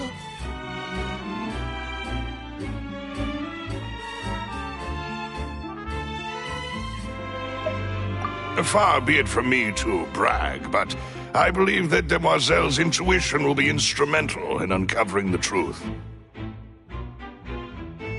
You wish to save a friend from false accusations, and we wish to unravel the disappearances. In this sense, our goals are aligned. You have a point. You're quite the talker, aren't you, mister? And what about you over there? What do you think? You seem like you've got something on your mind. I have nothing to add. Oh, alrighty then. We'll be making some preparations first. Just be sure to let us know if they start revealing Linny's tricks. Thanks!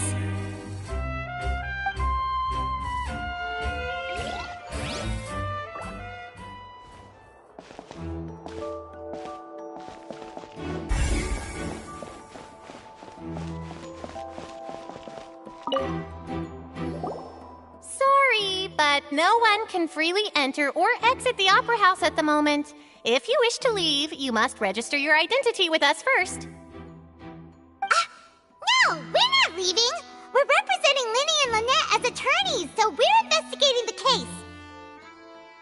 Were you always guarding this entrance? Yes. After the Chief Justice gave the order, everyone coming in or out must undergo a strict inspection.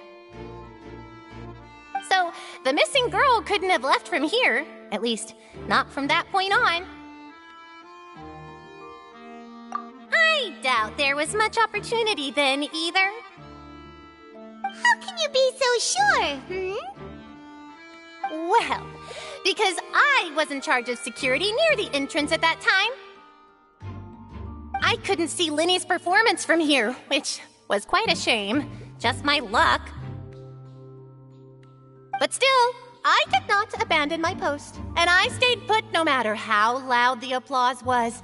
If someone had so much as even approached the door, I would have noticed it, let alone if they had tried to leave. We Melusines are good at that sort of thing, you know. So, it's safe to say the girl couldn't have left through here. Alright, thank you for your help. This'll be useful info.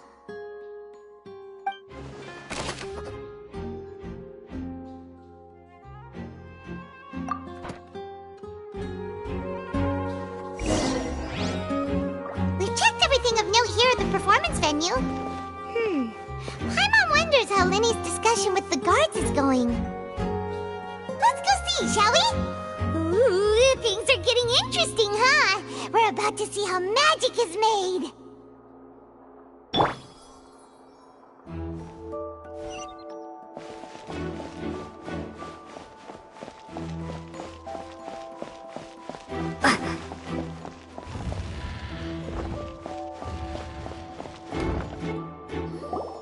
Understood. Then I will be going with you. Just so you're aware, I will be monitoring your actions and making notes as necessary. Very good. Thanks for being so agreeable. I'd pull a rose out of my hat as a gift for you if I could. You may spare the pleasantries. I'm just doing my job. You've arrived. Who's this? Me? I'm Spina di Rosula's guardian angel. If you've got a problem, I've got the firepower. Sorry, I got a little carried away there. Call me Navia. I'm a partner of theirs, and will be helping investigate this whole situation. And these are my companions. Would you mind if they join as well? Fine by me. Oh, new helpers? I would be most grateful. Well, let's just say we're tagging along. It's not every day you get to see the secrets behind magic performed on such a large scale. I appreciate your kind interest. Come with me. We'll be heading below stage.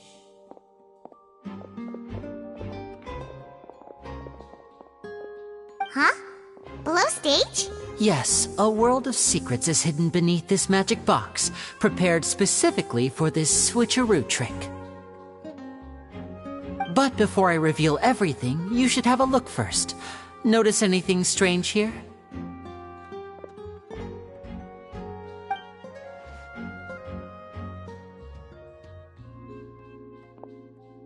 I'm not trying to be dramatic. Remembering the details of a trick will help you understand the methods used to perform it more easily. Huh. Weren't there balloons and other decorations here? Where did all that go? Ah, good eye. That said, you're still far from discovering the answer. The back? You mean the inside of the door? What's different about it? Paimon didn't notice anything. Very good indeed. I thought you might not be able to catch that, given that you were sitting in the first row. The back of this door was patterned. Those patterns are now gone, replaced by a smooth wooden board. So, if you put 2 and 2 together, what do you get?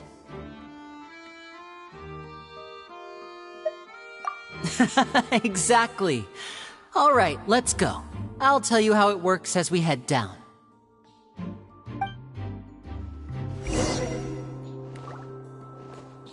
Oh, so there was a passageway under the magic box!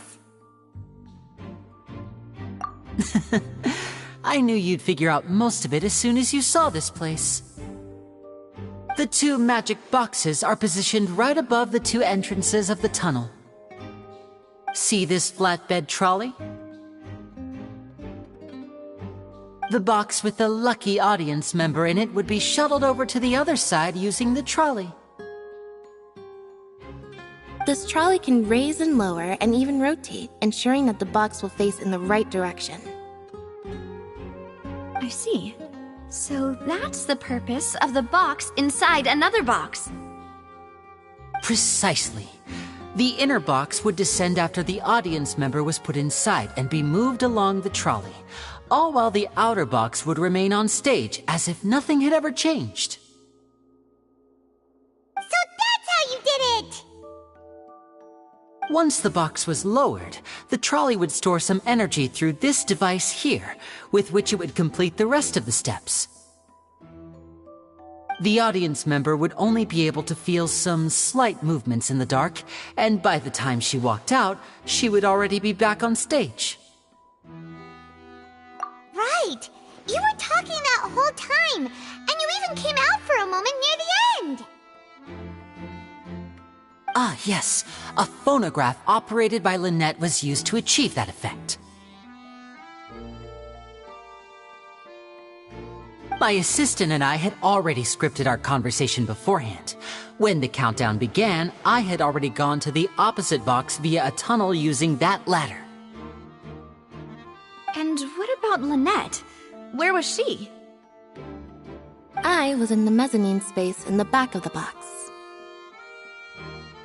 Oh, interesting! That's how we were able to coordinate Linny's lines with the assistant. And, by the way, I was the one who walked out of the box at the end. I mean, we are twins. All it takes is a change of clothes and no one can tell who's who. And that's my favorite part of this trick. Only Lynette and I can perform it. So that's how it all worked! Wow! Every detail you revealed was more amazing than the last!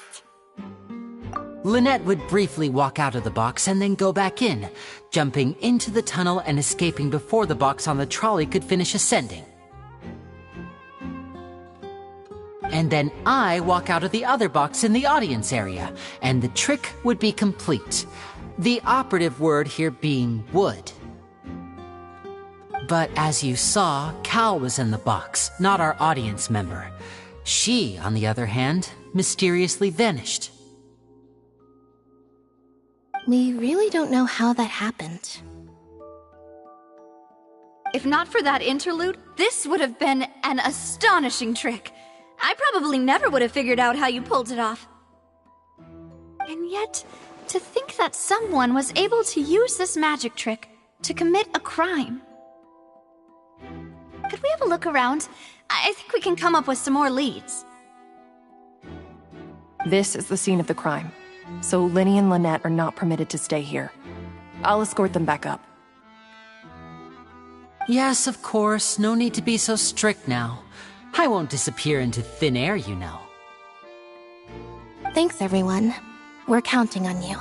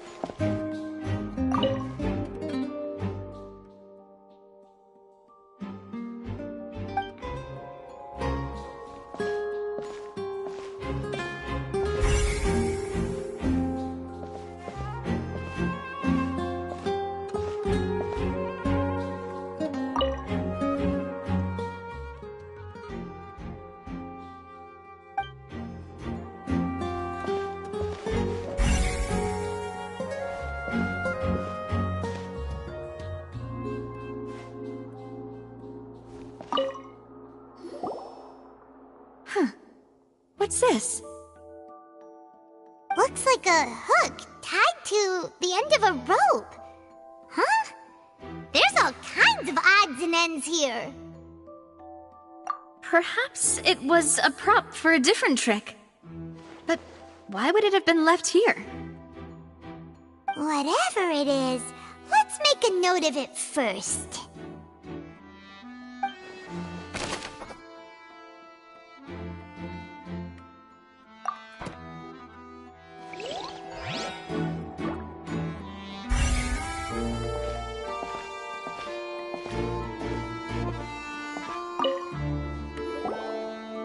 The floor is wet. Please be careful not to slip.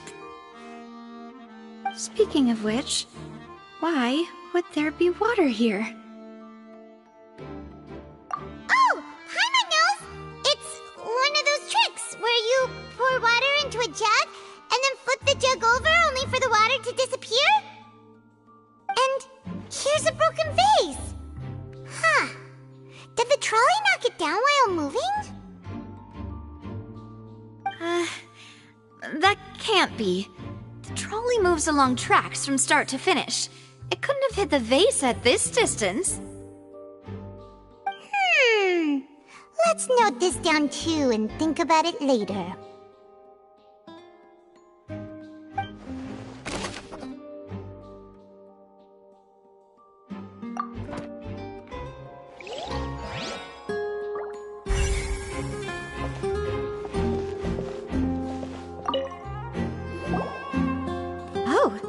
These are the clothes that the lady chosen from the audience was wearing, right? Her clothes are here, but she's nowhere to be found.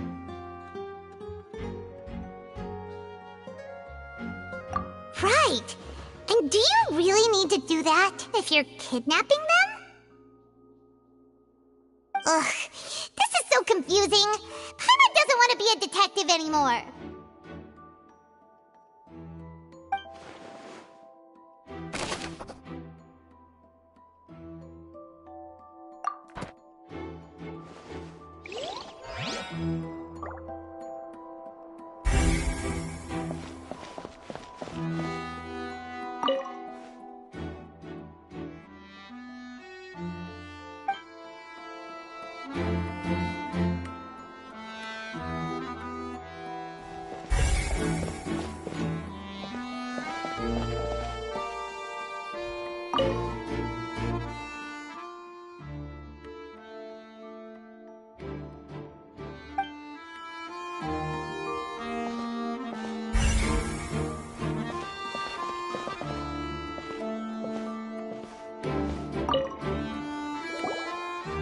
What is this place?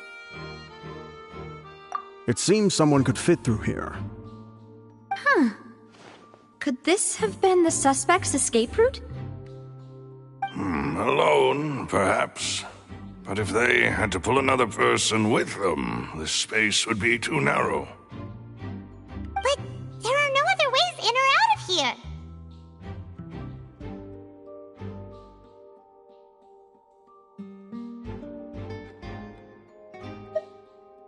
Oh, you're right! Let Paimon write that down.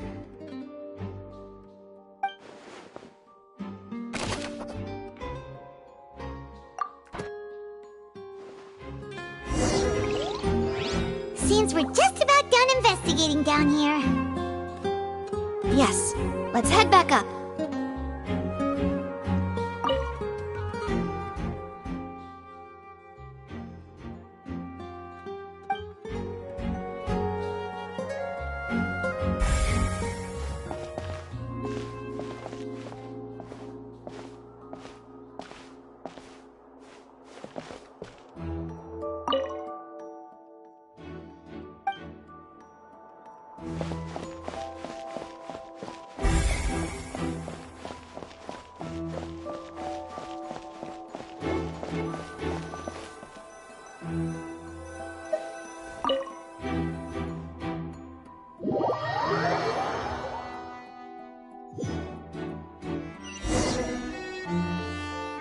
Well, we've ascertained the state of the crime scene.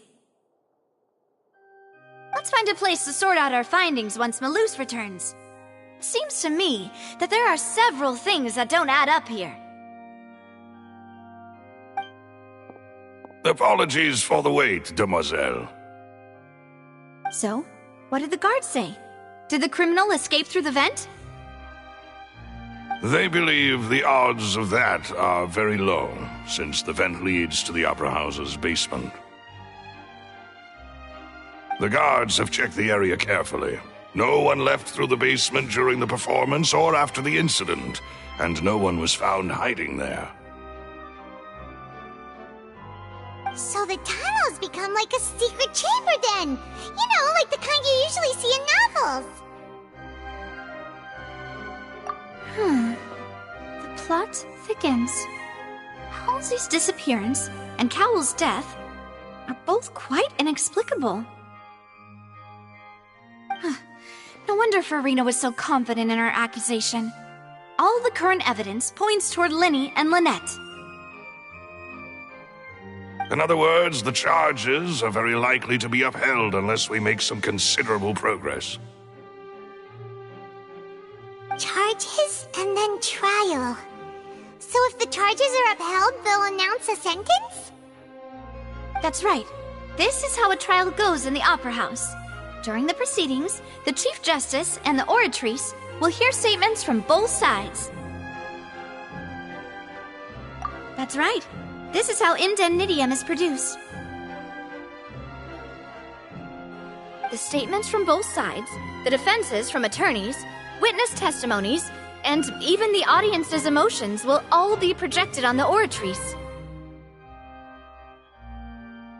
To put it simply, it's as if the Oratrice has its own will, and is a judge in its own right. This also precludes any kind of favoritism on the part of the Chief Justice. And not that this has ever happened anyway. Once both sides have finished speaking, the Chief Justice will make his final decision. This, too, will be used by the Oratrice as a reference. Then, finally, the Oratrice will be consulted by officials. The result it returns is the will of justice itself. Huh? So that machine is the one that actually decides? Paimon thought Neverlet called the shots. In practice, there is very little difference. Both have always come to the same judgment, which is why people have great faith in the Chief Justice. Yes, the guards also asked me to convey that none of us will be allowed to leave this place before the trial. Huh? Why? Because we've chosen to act as the twins' proxies. That makes us persons related to the case. They're concerned that we might be colluding with outside parties, or that we might find outside help to disrupt the case. And even if that were not so, it could prove problematic if we happen to spread key information about the case ahead of time. I'm ready to break out at any time. Whoa! There's no need for that! Paimon thinks they have a point. That said, are they providing food? Of course. I just hope you don't mind the lack of options. I'm afraid that catering to all tastes is not in the cards, nor is any guarantee of balanced nutrition. In that case, let's just sort out our findings together here. Pity. I was hoping to take you to try some of Fontaine's famous desserts, too. I mean, what better way to properly think through our findings than over some tea and sweets? Huh. Breaking out suddenly doesn't seem like such a bad idea after all. Just kidding! Paimon will still do her best, even if there are no snacks. What do you mean, no snacks? Of course we'll have snacks. If we cannot buy some, then we'll simply make some. Huh? Here? But how? Understood, Demoiselle. Everyone, please come with me.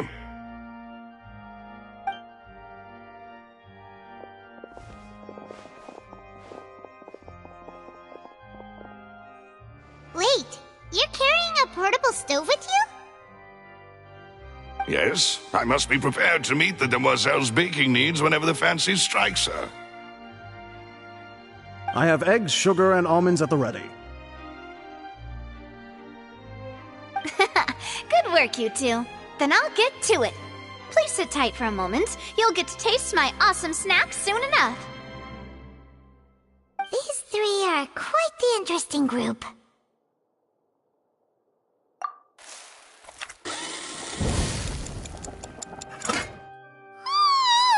And Paimon thought it smelled good while it was still in the oven. Oh, it's even better now. Paimon can't stop drooling. From the way you had these two guys carrying all that stuff around, Paimon thought you'd have them do more during the baking process. But you ended up doing the entire thing by yourself. Beating the egg whites, grinding almonds, everything. I was applauding. And I was giving encouraging smiles.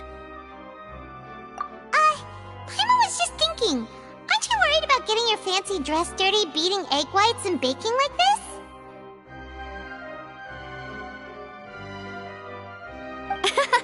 Well, I don't think it's carved in stone anywhere that fancy ladies can only read books, sip tea, ride horses, and play the piano.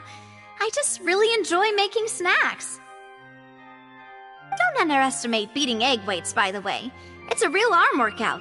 You also need to beat them to just the right consistency, or your macarons will crack. Anyway, give these a try, fresh out of the oven. There's 3 for each of us. Only 3? Well, eating too many sweet treats might send all that sugar to your head. You wouldn't be able to think clearly about the case on a sugar rush, would you? Tea is ready to be served as well. This is Demoiselle's favorite, strong black tea with a floral fragrance that clears the mind and lifts the spirit. No need for concern. I'm merely doing as I should.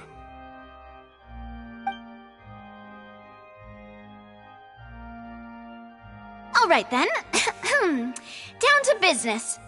As Paimon mentioned previously, the tunnel seems to be something of a secret chamber. However, we can assume that Linny and Lynette were not alone within it. Some criminal also occupied its sealed confines. The magician twins could have committed the crimes, of course, but they lack any logical motive. Exactly! Why would they do such a thing right when everyone was watching?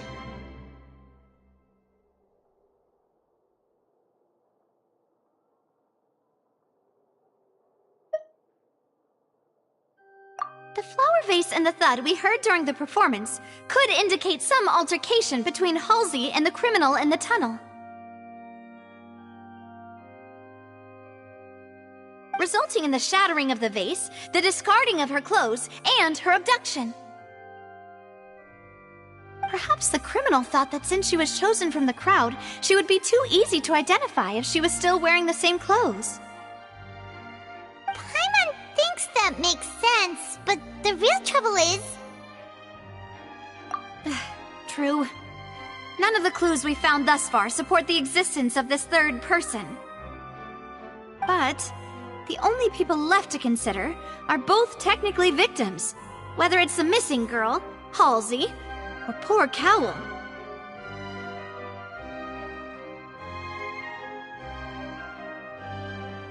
Huh. Could Halsey have secretly made modifications to the magic props in order to murder Cowell before making her escape?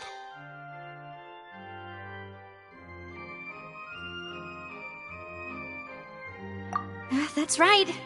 And even if she had tampered with the setup, she would need to understand the entire trick to pull it off. Nor does she have any motive. The guard said that she has never had any dealings with the Magic Troop's members. Were we not thorough enough in our search? From the sound of things, this is turning into an impossible case. Your macarons are amazing though, Navia. They smell great! They're nice and crisp and super sweet! They are my specialty after all. And I see you've already had 5 of them. What? 5? Oh, that can't be right! Paimon only counted 3! Honest! Please don't worry about it. At my age, a few less sweets might actually be a good thing. No. Being greedy is one thing, but Paimon knows how to count. Besides, Paimon knows that if she ate too many, then others wouldn't have enough. Wait, even you don't believe Paimon?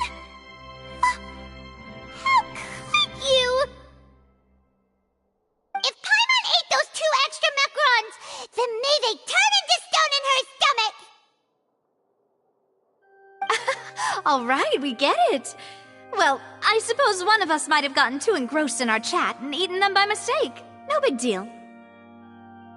Maloose, set up the stove again, if you would. Huh? What are you doing? Making sure everyone gets 3 macarons, of course. Exactly. We don't want to trouble you. As you wish, demoiselle. And I have the egg, sugar, and almonds. Well, this really is your hobby, huh?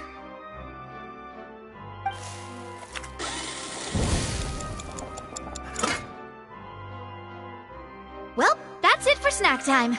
I'm going to have another look around the area. I don't know what we're looking for yet, but we've still got some time. As attorneys, I suggest the 2 of you think the case over again. It would be awkward if you got all tongue-tied on stage during the trial. All right, thanks for your help, and for the snacks. It was nothing. A small task for the Spina di Rosula. Silver, Maloose, it's time to go. I'll be back if I find anything new.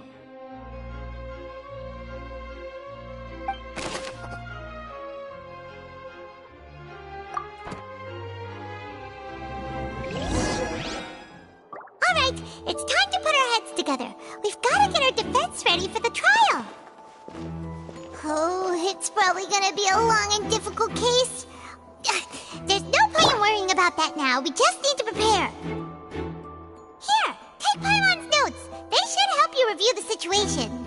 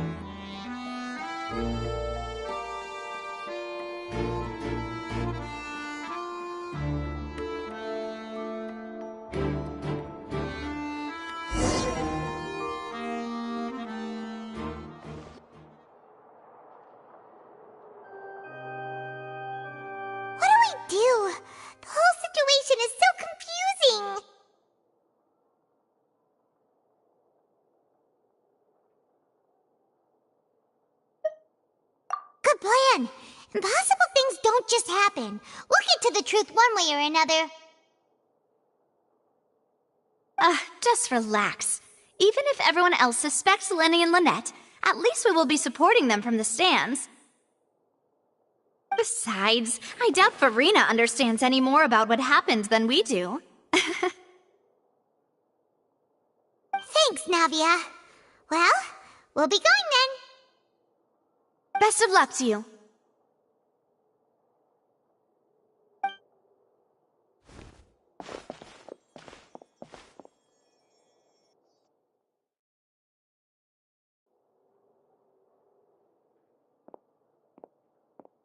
Ah, finally, you're back. Well, how did your investigation go? To be honest, you might be disappointed. No. We're already very grateful that you were willing to help. Well now, don't you all look disappointed? Don't tell me that your investigation came up empty-handed. That was to be expected, of course. The guilty can never produce proof of their innocence. But don't let that stop you. I shall be terribly disappointed should you, my most anticipated foe, concede so easily. Since both parties are present, I declare that the trial regarding the magic show incident is now in session. Firstly, in order for the audience to understand the causes and results of the incident, could we please have Mr. Linney explain the trick? Yes, of course. I will explain while Lynette demonstrates on stage. All the necessary items have been prepared.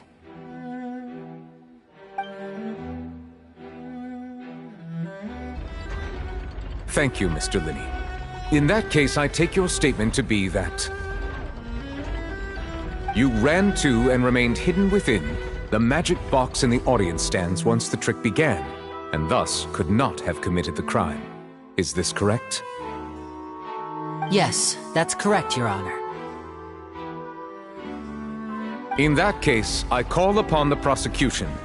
Lady Farina, do you wish to refute his statement in any way? Why, of course I do. Allow me to take the first shot and break this case wide open. Mr. Linney is clearly lying.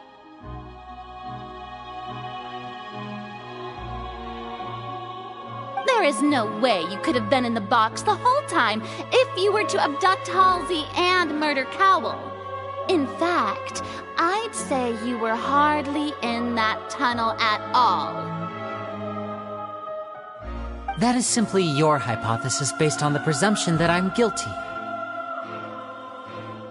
Oh, is that so? And if I may ask, what did you hear while you were inside your box? The roaring countdown of the crowd, of course. That's how I kept track of the time and built anticipation for the finale. And you didn't hear anything else at all? Nothing that might leave an impression of any kind? No, nothing. I see. But when the count reached 30 seconds or so, there was a thud. One so loud that I believe practically everyone heard it. Huh? Hey, hang on. Something's not right here.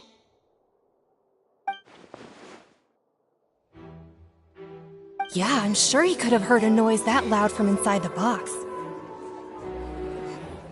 I was right by the box, and I definitely heard the thud.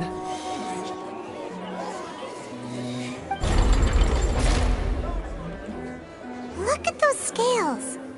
Could those mean... Well then, ladies and gentlemen, allow me to use the words of the magician himself. You never know what can happen in the blink of an eye. Indeed, it seems his alibi can also collapse in the blink of an eye. Of course, I have armed myself to do far more than smash your alibi. Confidence cannot go unfounded, and my foundations are rock solid. Tell me, aren't you and Lynette actually from the House of the Hearth? The House of the Hearth?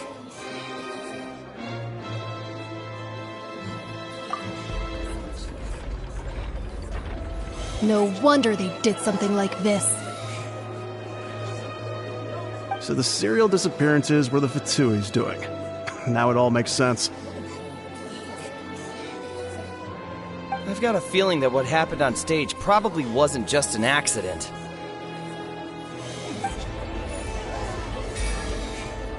That's irrelevant. Our identities have nothing to do with what happened. Indeed. Then perhaps you could tell us everything that happened during that 1 minute. Your first priority is to prove yourself innocent, after all. I'm sure there is little that needs to be kept secret now. Unless your script already has holes in it.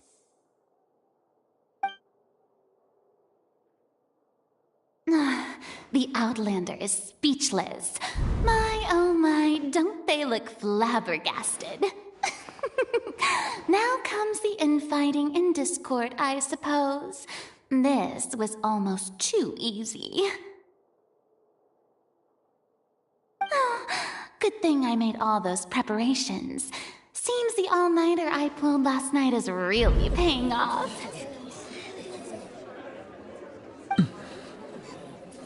Hey, Linny!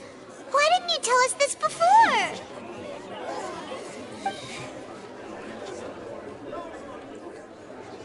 Order! Order! Mr. Linney, allow me to re-establish the facts. Lady Farina has raised 2 points. First, when the thud was heard in the Opera House, you were neither in the box nor the tunnel. Second, you and Ms. Lynette are both members of the House of the Hearth. Are these claims true?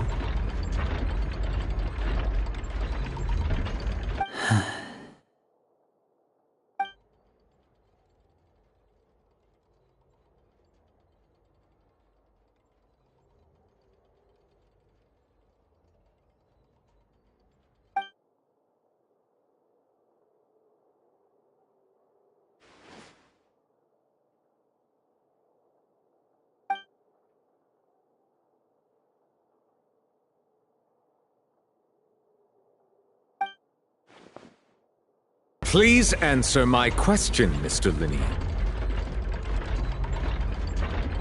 I'm sorry.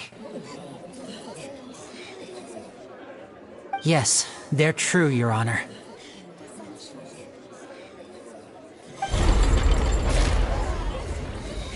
I knew it!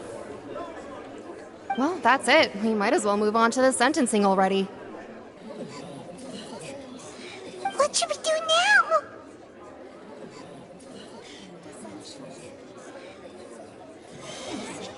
Granted.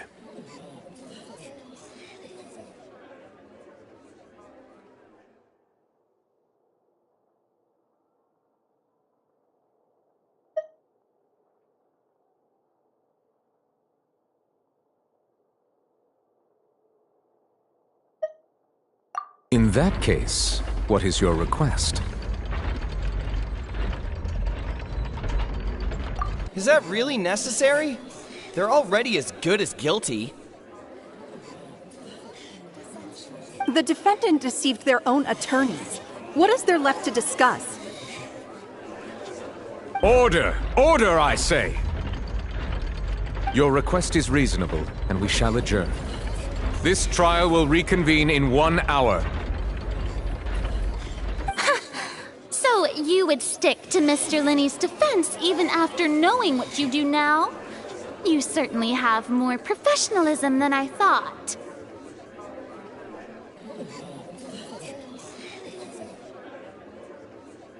In that case, my dear audience, let's allow the joy of victory to steep for a little while longer.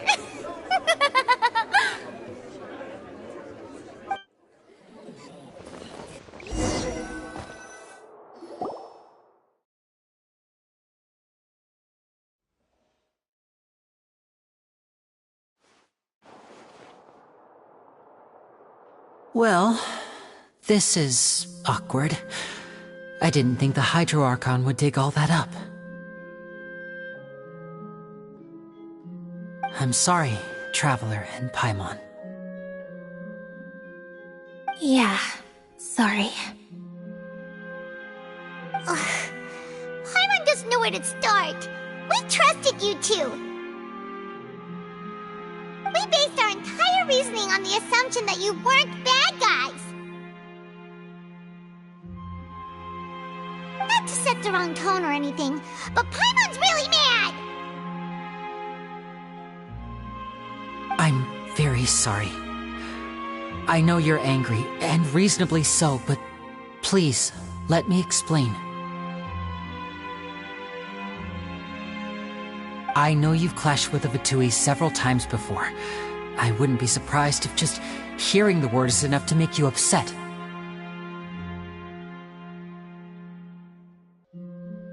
But our organization is very, very large, and the Harbingers have very different personalities and goals.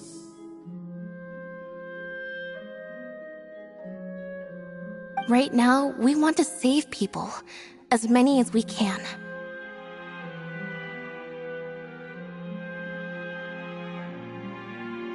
That's right.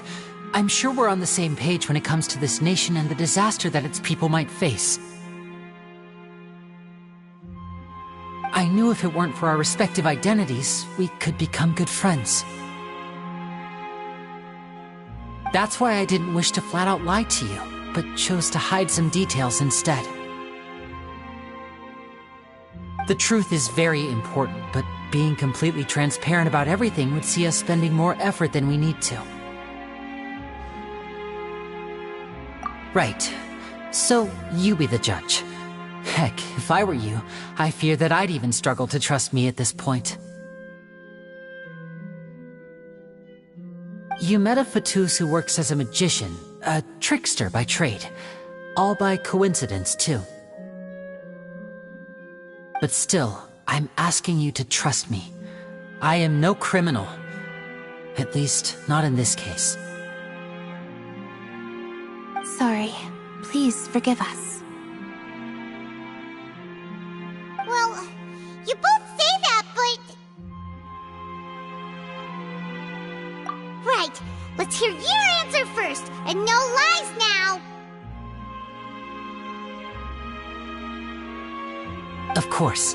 I'll answer any question you ask. We've been trying to find out how the Oratrice operates. We want to know why it has consciousness. Why can it deliver sentences accurately?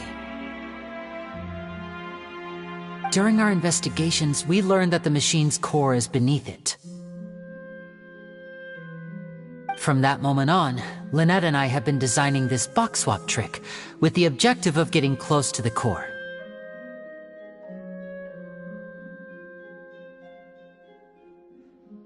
Is that why you needed a whole minute? That's right. In truth, the audience would take about 75 seconds to count down from 60, while I would only need 15 to get to the opposite box. So, after jumping into the tunnel, I accessed the Opera House basement via the vent, and went to investigate the room in which the core is stored. That air vent was created during the construction of the tunnel specifically to execute this step. Well, nothing. As soon as I reached that room and was about to investigate, I heard someone's voice. Which should have been impossible, of course. I was quite certain that I was the only one in the room.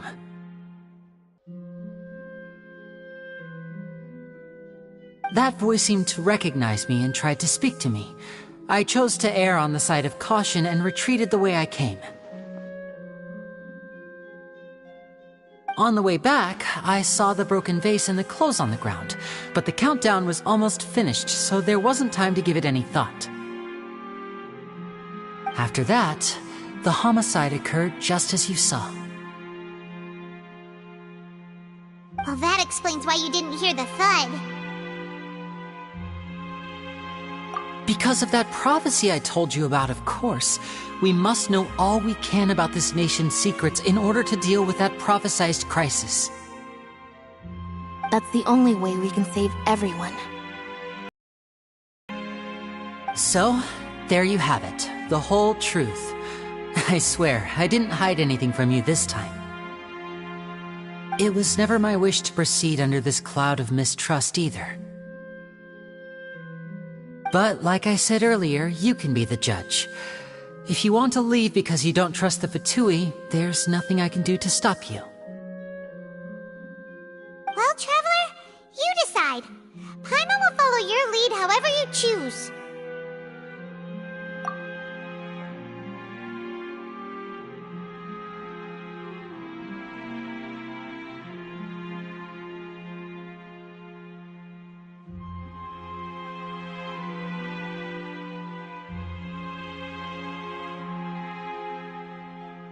Okay, thank you.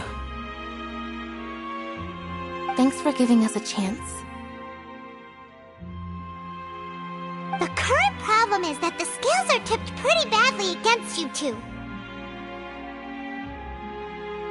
If we want to refute the Hydro Archon's accusations, we're gonna need a seriously watertight defense.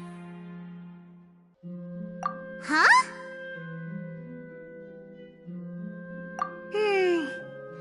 Oh, Paimon thinks she gets what you mean.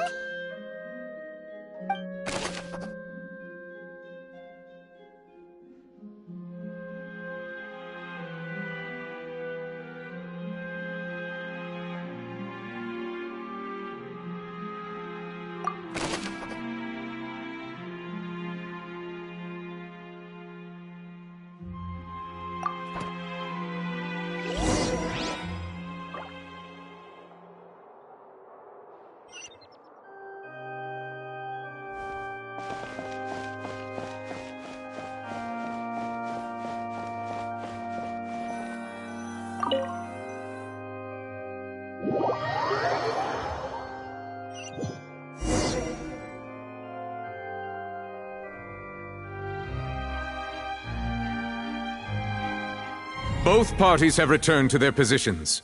Let us continue the trial. When last we left off, Mr. Linney acknowledged the new evidence presented by Lady Farina as fact. Therefore, Lady Farina may continue stating her reconstruction of the events. Ugh, that took long enough. Now then, if everyone would lend me their attention. At this stage, let's revisit that scene from Linney's perspective.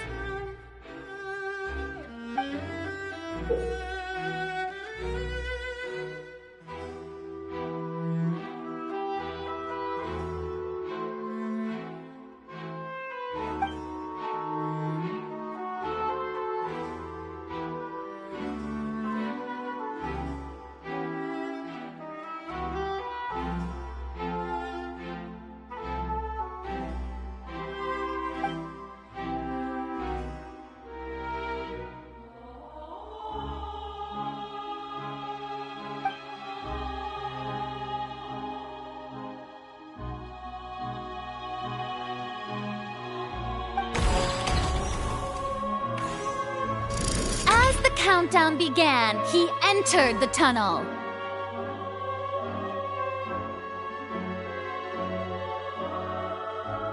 When the flatbed trolley passed, he opened the box and got into an altercation with Halsey, which caused the loud thud.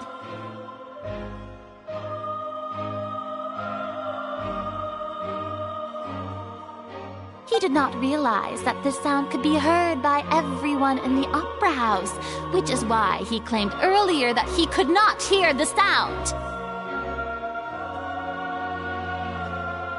Finally, he used the vase to knock her out, before making her change clothes to prevent others from recognizing her. At this time, Cowell arrived in the tunnel, having heard that strange noise, and caught Linney red-handed.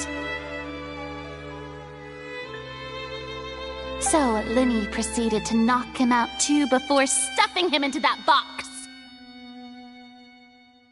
Afterward, Lenny passed the unconscious Halsey to his accomplice through the magic box in the audience stands, before operating the devices such that Cowl's death would be ruled an accident.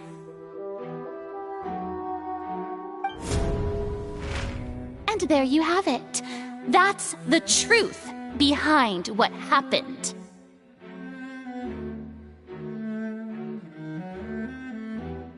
Does the defendant's side have any objections to Lady Farina's description of the events? The key to refuting Lady Farina is the order of events. What Lenny experienced and what he saw.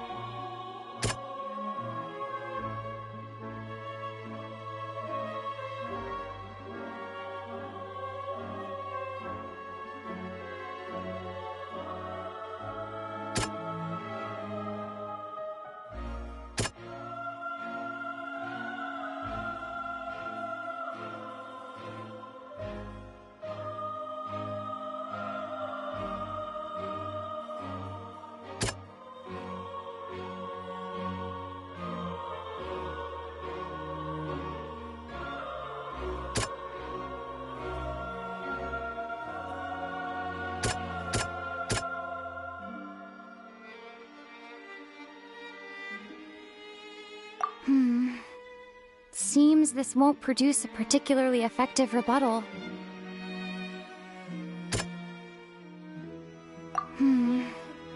Seems this won't produce a particularly effective rebuttal.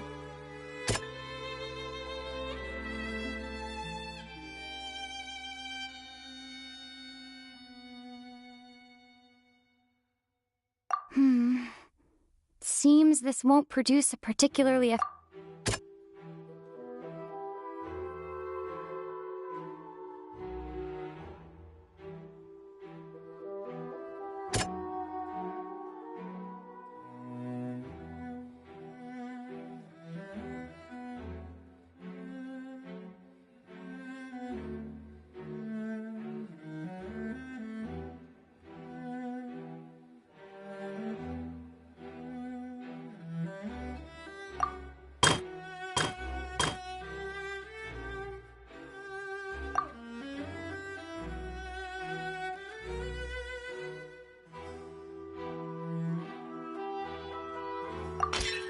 According to Lenny, he left via the vent after entering the tunnel.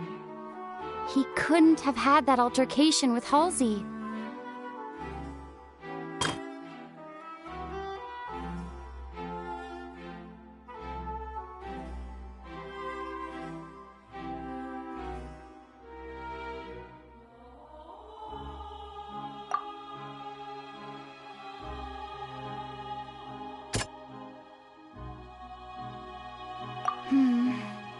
Seems this won't produce a particularly effective rebuttal.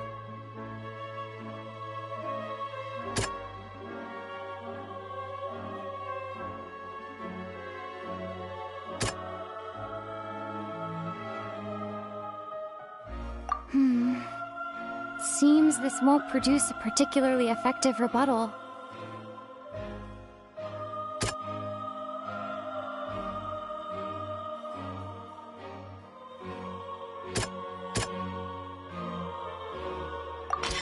Lenny went to the room that contains the Oratrice's core.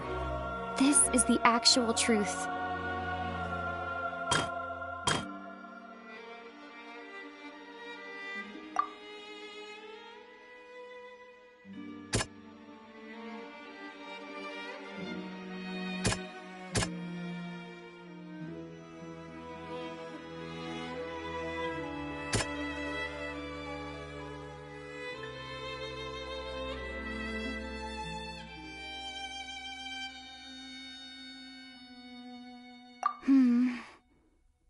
Seems this won't produce a particularly effective rebuttal.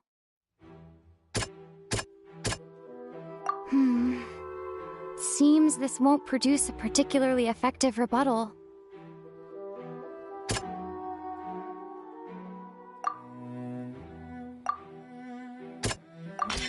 Lenny did not take part in the underground altercation.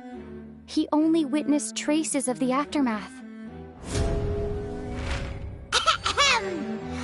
Attention! Ace Detective Paimon has something to say! When the countdown started, Lenny did indeed go into the tunnel. But he immediately used a vent to access the Opera House basement, which is where the underground core of the Oratrice is stored. Once he reached that area, he heard a voice in what should have been an empty room. Since he felt something was amiss, he returned immediately. The crime scene had already developed by the time he reached the tunnel again, and in order to complete the magic trick, he did not remain there for any length of time. Finally, he reached the surface, and that was when the accident happened from his point of view. Therefore, he's innocent.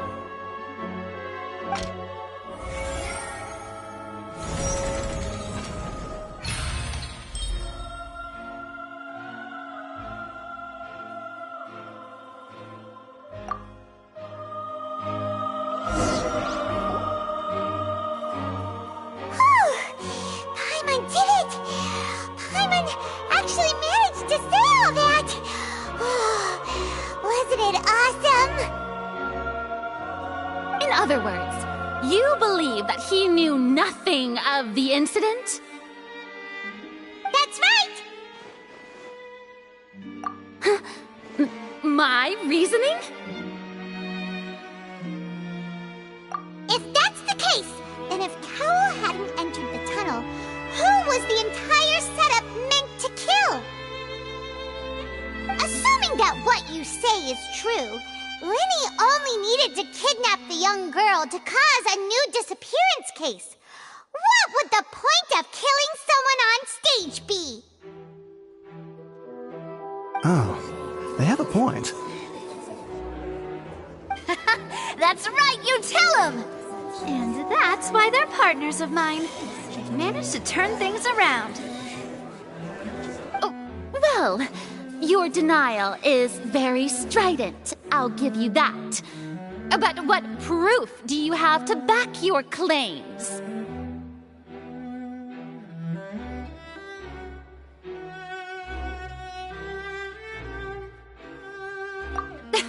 Of course I do. If he had been in the magic box the whole time, how could he have not heard that sound? Why do you ask? You're saying that he wasn't?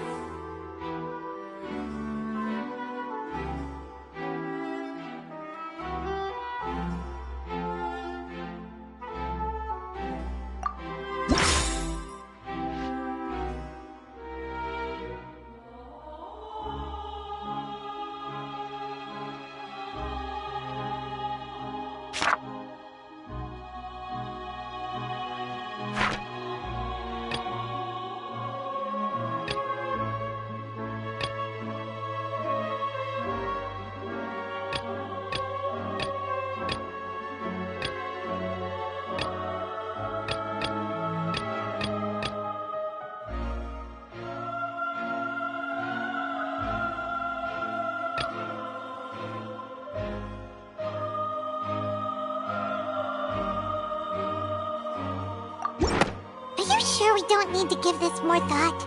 Paimon thinks there's something off here.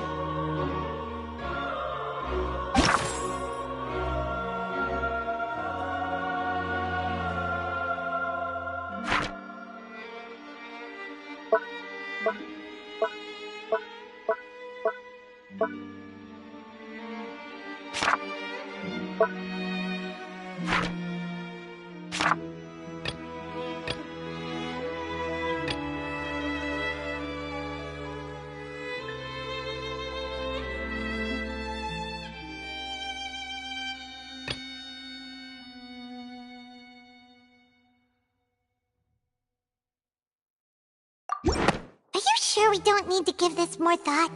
Paimon thinks there's something off here. That's right! Linny wasn't in the box or in the tunnel. That's why he didn't hear anything strange during the performance. This means that when the crime happened, Linny had already entered the basement via the vent. The same clue you used to disprove his alibi has now become the best proof! How do you like that? Well played. To think you'd use such logic. Well then, if it wasn't Linny who committed the crimes, then who was it?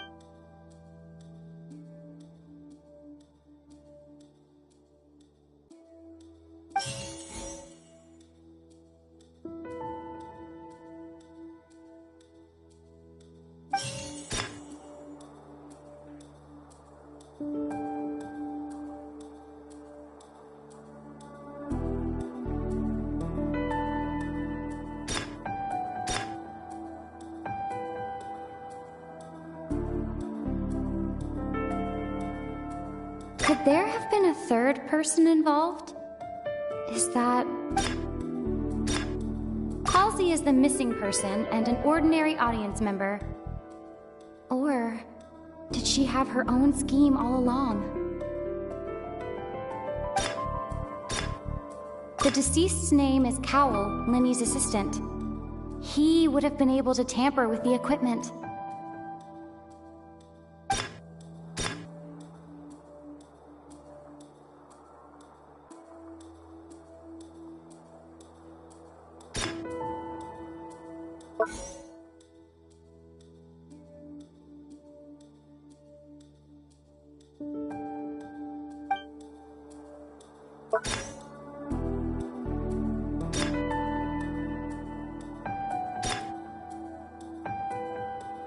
Could there have been a third person involved?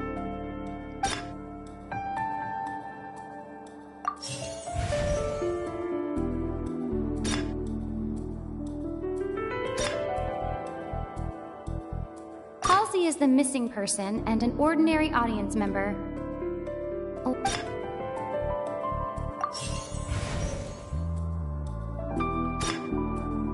The deceased's name is Cowell, Linny's assistant. He would have been able to tamper with the equipment.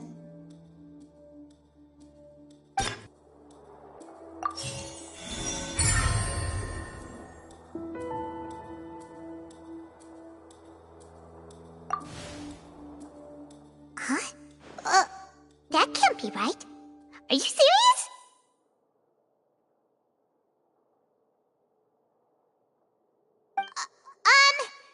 The killer was, in fact, Cowell, the deceased!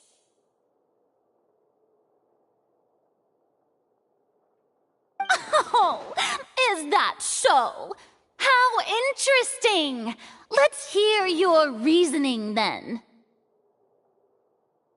What I must do next is recreate the truth. What Cowell did, and how he went from would-be perpetrator to victim.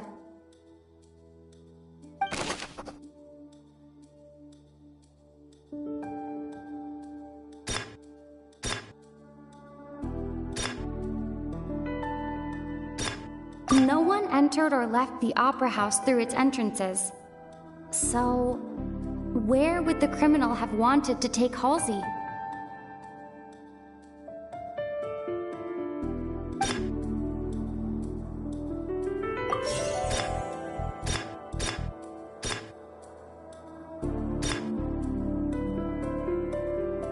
Halsey's clothing was in the tunnel. So, there must have been some fear that she would attract attention.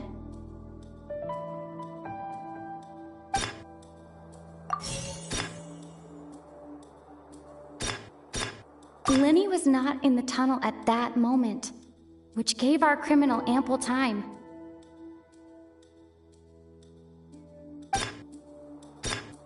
It would have been tough for both people to fit into that vent. They would likely have bumped into Linny as well.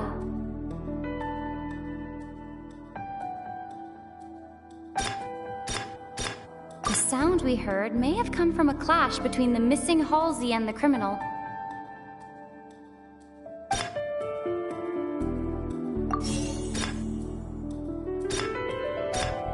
The deceased's name is Cowell, Linny's assistant. He would have been able to tamper with the equipment.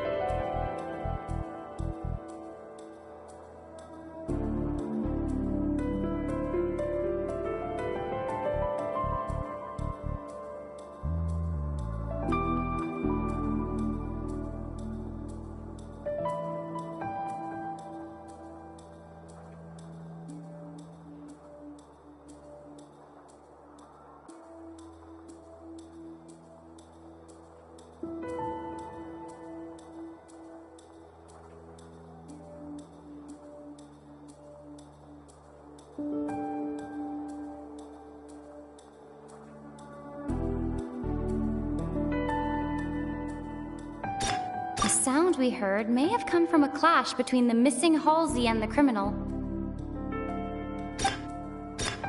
It would have been tough for both people to fit into that vent. They would likely have bumped into Linny as well.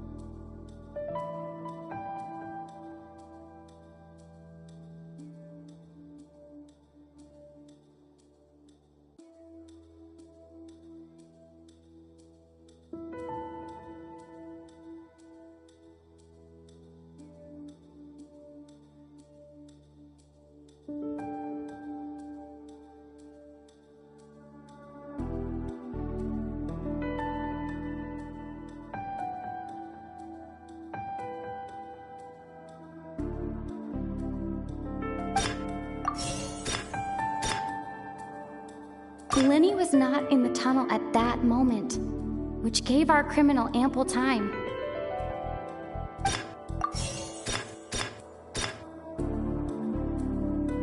The deceased's name is Cowell, Lenny's assistant. He would have been able to tamper with the equipment.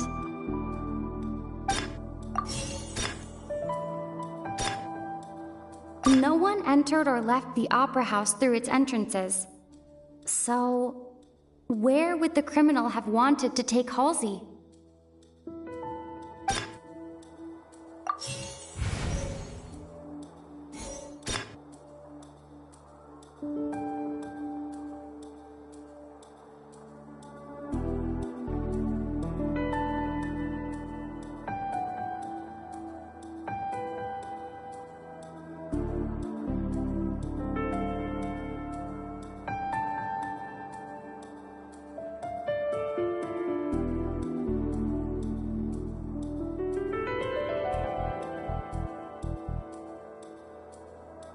Halsey's clothing was in the tunnel. So, there must have been some fear that she would attract attention.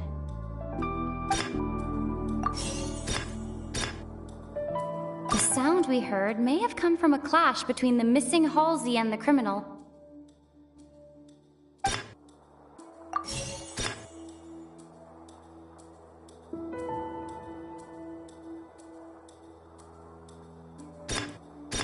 It would have been tough for both people to fit into that vent. They would likely have bumped into Lenny as well.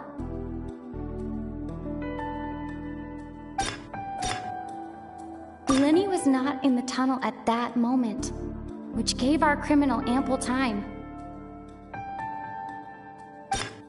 The sound we heard may have come from a clash between the missing Halsey and the criminal.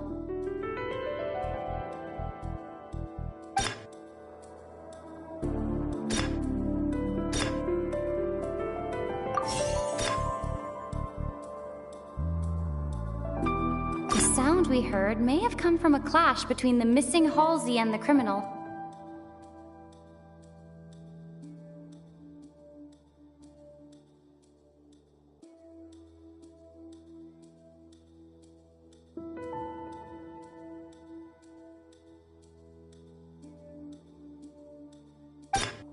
It would have been tough for both people to fit into that vent.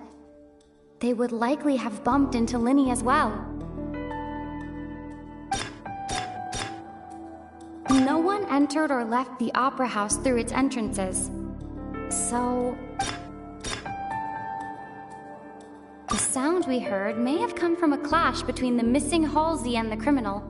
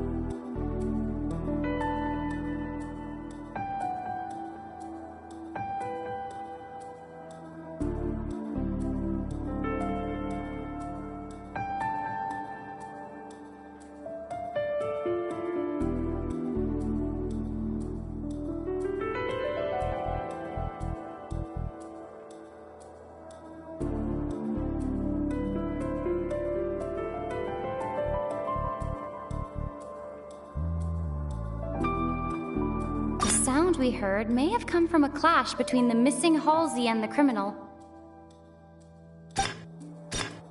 It would have been tough for both people to fit into that vent. They would likely have bumped into Lenny as well.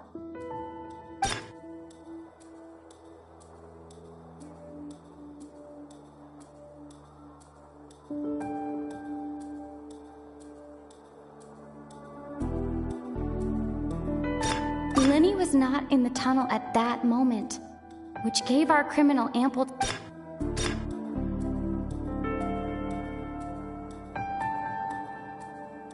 The sound we heard may have come from a clash between the missing Halsey and the criminal.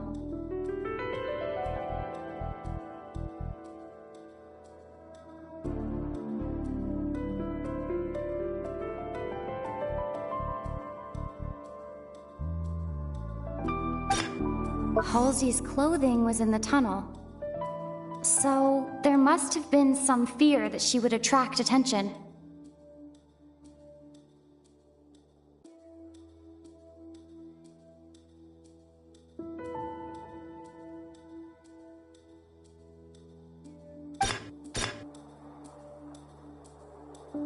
Lenny was not in the tunnel at that moment, which gave our criminal ample time.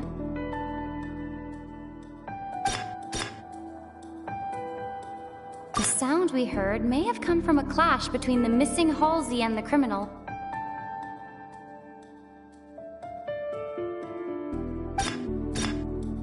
Lenny was not in the tunnel at that moment, which gave our criminal ample time.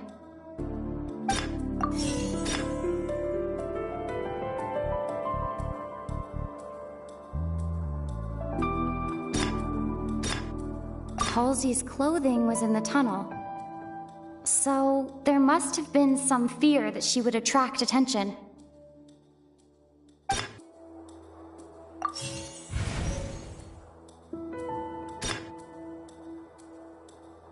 It would have been tough for both people to fit into that vent. They would likely have bumped into Lenny as well.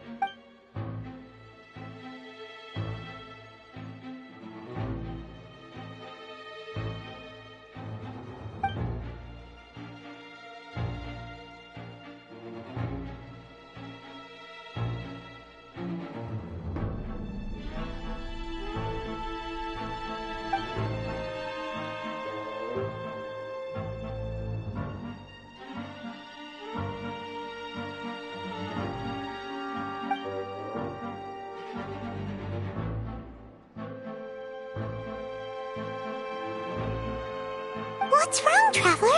Are you still having trouble figuring things out? I see how it is. So this was all just a bluff. And here I thought you had something to show for it. But it seems you're still far from the truth.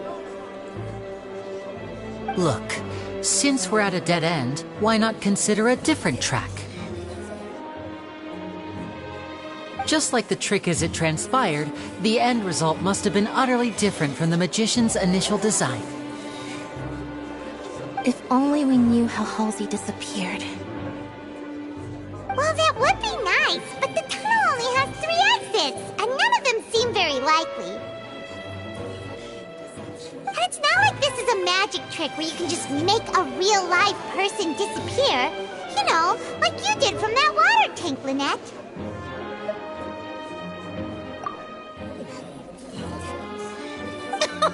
Excuse my interruption, dear opponents, but do you not see that the crowd is growing impatient? There is no greater sin in this opera house than an awkward delay in the performance.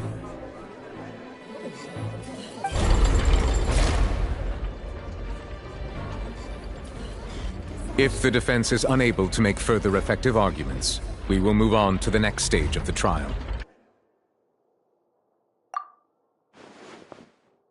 Lenny was not in the tunnel at that moment, which gave our criminal ample time.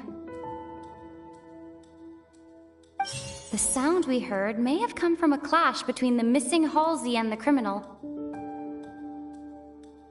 The deceased's name is Cowell, Lenny's assistant. He would have been able to tamper with the equipment.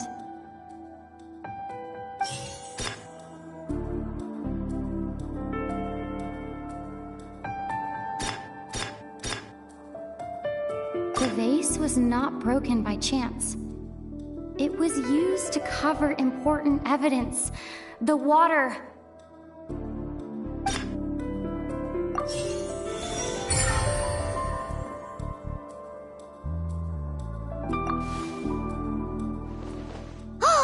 Paimon gets it! It all comes together if Halsey disappeared instead of being kidnapped. Lynette escaped from the water tank, vanishing gradually and leaving only clothes behind. If there's a similar method where a person could be transformed into water... Just a moment, please. I do hope you know how preposterous you sound at the moment. How could a person ever be transformed into water? This is reality we're talking about here, not some magic trick. Must we really? I should think that of anyone. Your friend Linny already knows this truth very well. Magic tricks are ultimately just illusions and misdirection. But Halsey's disappearance is very real. We're talking about two completely different things. Even so, I trust the Traveler's judgment. The truth must be out there somewhere. Perhaps some new line of reasoning may open if we try to gather all the focal points that don't make sense. Since Cal was the deceased, we haven't placed much attention on him. But given that we aren't making much progress with the case, it wouldn't hurt to have a look at his belongings, would it? People really do come up with all sorts of harebrained schemes when at the end of their rope. The way I see it, your suggestion that we broaden the scope of our investigation is nothing but a tactic for stalling the trial. Nevertheless, I believe that this is a reasonable request on the part of an attorney. Since the trial does indeed appear to be at an impasse, I believe that additional evidence may help us make more progress. Guards, please step into the lounge and examine the personal effects of the deceased, Cowell.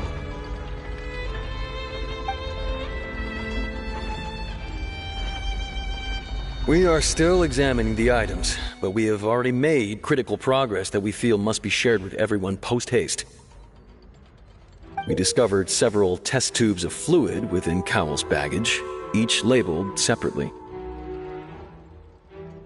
The notebook in his backpack claims that these fluids are water from the primordial sea. The primordial sea? The note's contents also indicate that Cowell belonged to an organization that sells illegal drugs and that he had an accomplice. The notebook has many entries concerning safe usage of these fluids, in which the keyword dissolve appears many times. One of these tubes was labeled Opera Epiclese, along with yesterday's date. It is empty. The notes also state that these dissolution properties work exclusively on people from Fontaine. It's likely that Halsey was chosen as some sort of test subject. As such, we believe that the defense's hypothesis is, in fact, supported by sufficient evidence. You've got to be kidding! People dissolving into water? Could something so ridiculous actually be true? Wait a moment. This reminds me of a certain prophecy, but it's just a coincidence, isn't it? Huh. If people can become water, does that mean that the water tank's real use was as a means to hide water stains? And if Cowell was targeting that girl... Wait just a minute. Could that mean... You two, with me, quick! Demoiselle, wait! What about your partners? Let's go.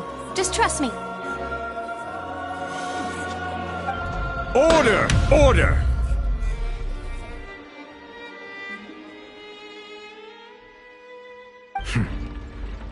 It is undeniable that further examination of the deceased's personal effects has yielded some surprising results, but we cannot yet verify the veracity of these clues.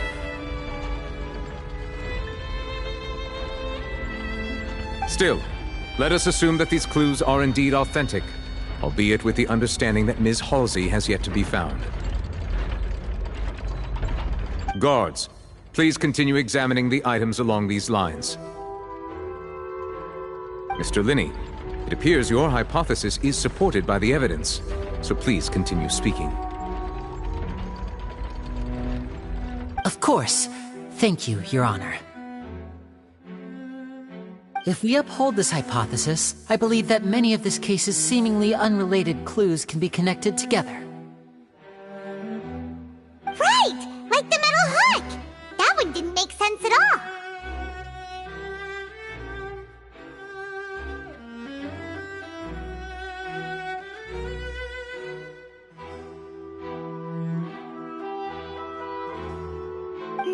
Let's think about this. Cowell's methods must have something to do with that water from the primordial sea.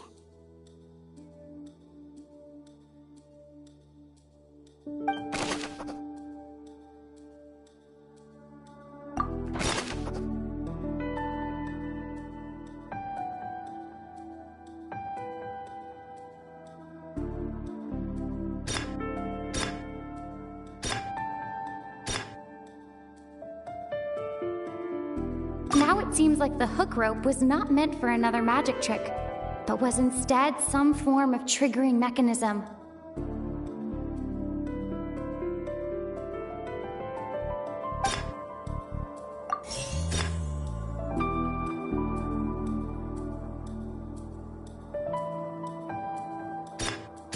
The rope that strung the water tank up was lit by the fireworks and cut. As such, the focus here is on the water and not the tank.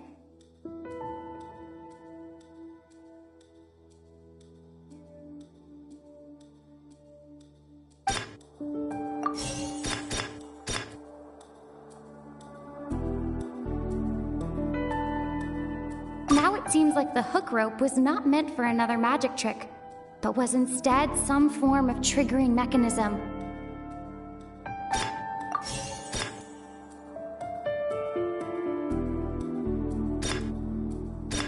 Lynette was in the magic box on stage the entire time. Did she have something to do with this?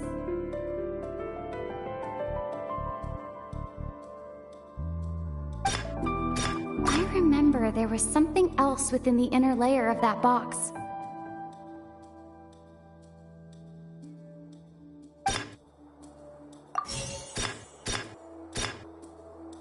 The water from the primordial sea should already have been prepped before Halsey entered the magic box.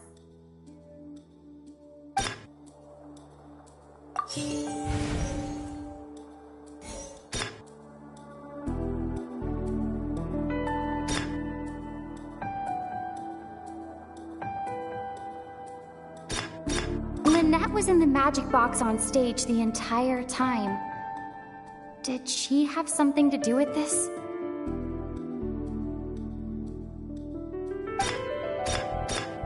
The deceased's name is Cowell, Linny's assistant. He would have been able to tamper with the equipment.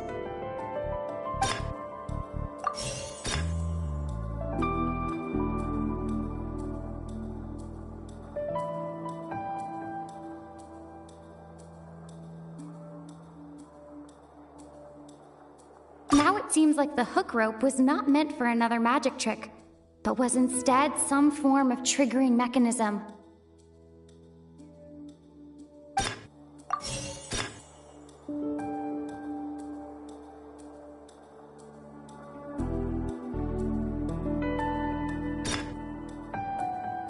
The water from the primordial sea should already have been prepped before Halsey entered the magic box.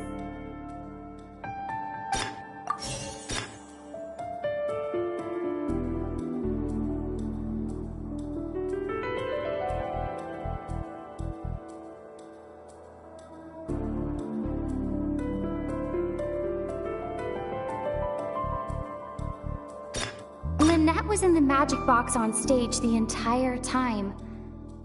Did she have something to do with this? I remember there was something else within the inner layer of that box.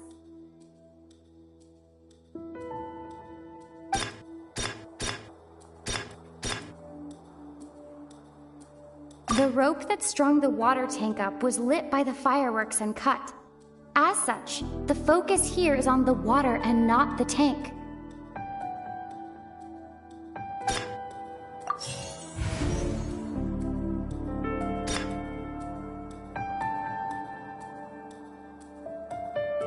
Lynette was in the magic box on stage the entire time. Did she have something to do with this? I remember there was something else within the inner layer of that box.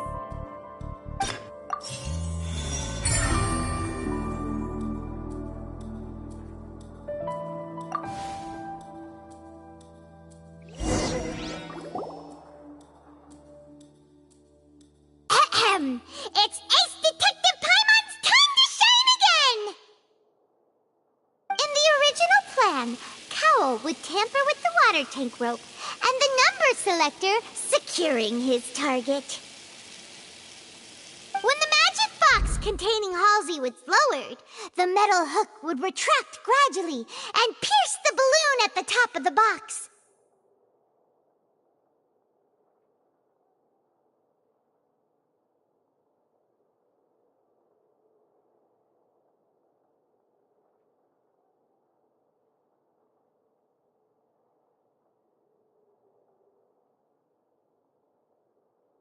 When the balloon attached to the box popped, the water from the primordial seed inside it would pour down and dissolve Halsey. Afterward, Cowl would enter the tunnel and break the flower vase to conceal the water inside the tunnel, with the remaining evidence being covered up by the water tank on stage. But he encountered something unexpected in the tunnel, and wound up being fatally hit by the same water tank he meant to use to cover his tracks. Huh. That does make sense. That actually links together a lot of the more confusing pieces of evidence.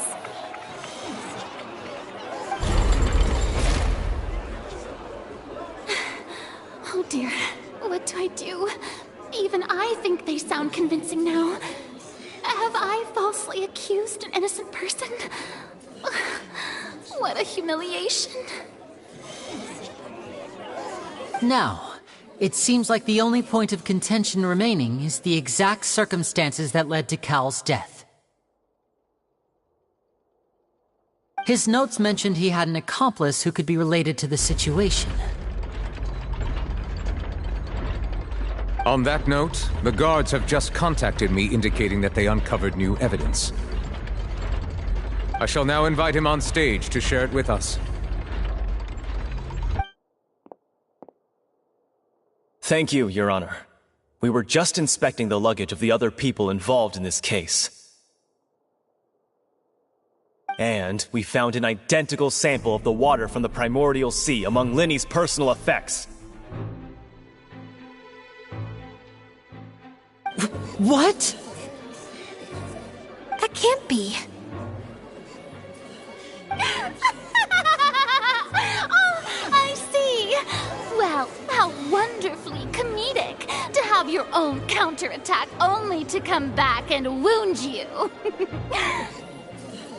Does this not clear all doubt?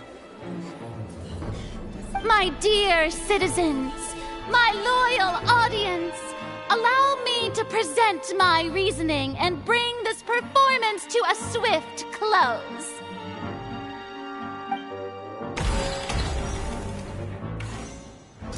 Linny did not need to take part in the dissolution of the young woman at all. Indeed, he did leave the scene via the vent.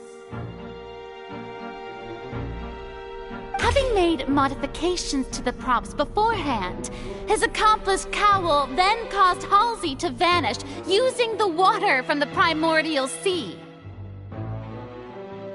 But upon his return, in cruel avarice, Linny desired sole credit and prepared to do away with his partner in crime. Ultimately, he knocked Cowell out, and the tool meant to cover the crime up also became a murder weapon. Now, as much as I regret having come to such a viciously straightforward conclusion, it does seem that the famed Fatui is quite the cold-blooded and ruthless organization. Am I right, Mr. Linny? We've used up all the evidence we collected. There's no way for us to make a rebuttal here. Is this the end of the road?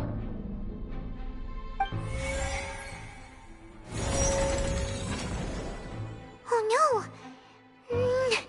Paimon can't think of anything either. It doesn't look like there's any way around this. Seems using the water as new evidence was too good a move. Why did this have to happen now? I think we've all seen enough now, and we have ample witnesses to my flawless reasoning. I believe this is indeed the finale.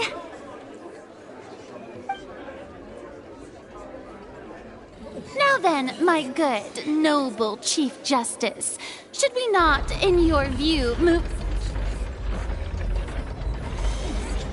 Excuse me, everyone, but I must interject. Miss, I must ask you not to shout, and to respect the ongoing legal proceedings. Oh, come on. Don't be hasty. I have a good reason for interrupting, you know. Now, would anyone here like to take a little break from all this debate and see a little magic? I'll show you an amazing trick. One that can bring a young woman who has disappeared back in the flesh, right before your very eyes. Please, do the honors, Mr. Linny, if you would be so kind. What in the world is she saying? No offense, miss, but miracles like that are beyond my scope as a magician. Come on now, don't be silly. Magic is all about misdirection, isn't it? It often conceals the truth while presenting a fascinating illusion. But once everyone believes the illusion, can't magic reveal the truth to them once again?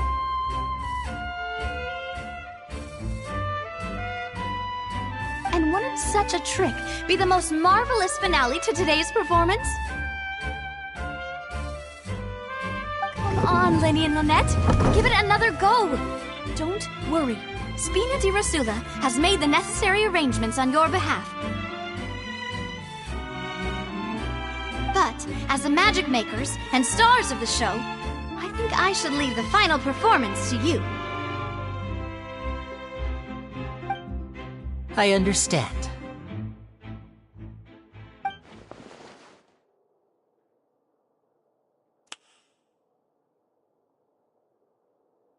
And voila!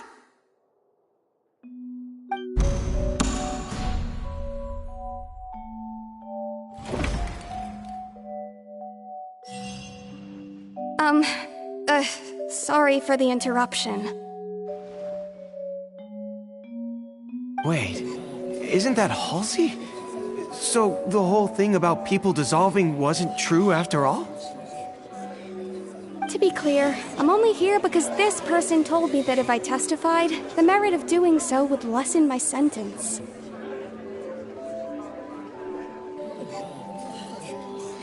I was hiding outside this room listening to the proceedings because I was afraid that I would be the one put on trial.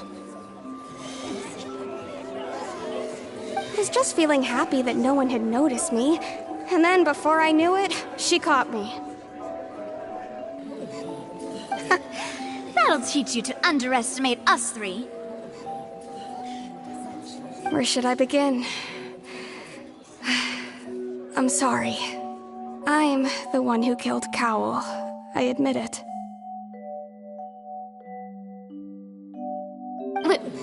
What? Why? Firstly, my name isn't Halsey. It's Lillian, and I'm originally from Mondstadt. I heard that Linny's show was gonna be a real thriller, but I missed the chance to buy a ticket, so I stole one. That's how I make a living. I steal stuff here and there, and I'd never been caught before. But I was noticed at the harbor a few days ago, and I barely got away. Linny was the one who caught me in the act.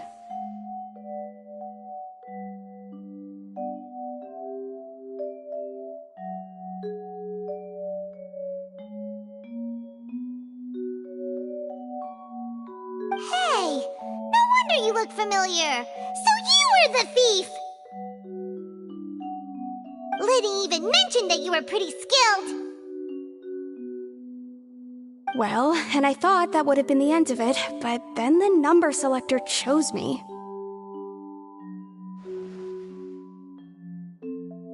He even mentioned the Fortress of Meripede. That's a prison, isn't it? So you can imagine how shocked I was. I thought he was onto me for sure. So I played along with the show while looking for an opening to flee, but then I got water poured on me for no reason, and then someone jumped into the tunnel to nab me.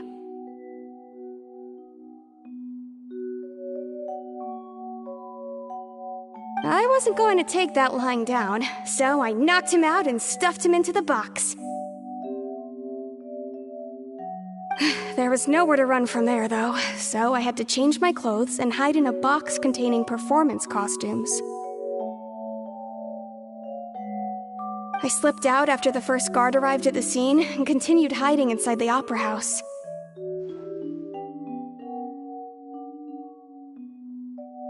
Can a person even hide in there? But I swear I didn't know that the water tank would fall down. Really, I swear it. Had I known that, I wouldn't have put him in the magic box. I may be a thief, but I'm no killer. Well, that makes everything pretty clear now, doesn't it? This time, we need to tell the entire story from Lillian's perspective.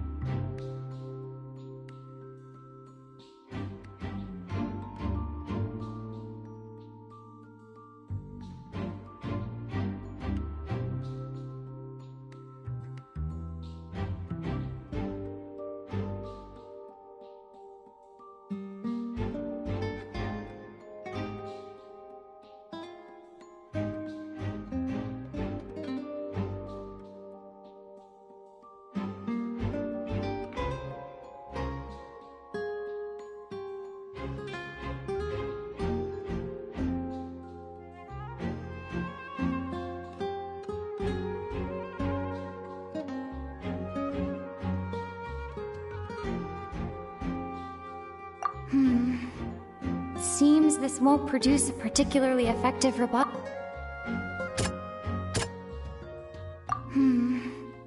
Seems this won't produce a particularly effective rebuttal.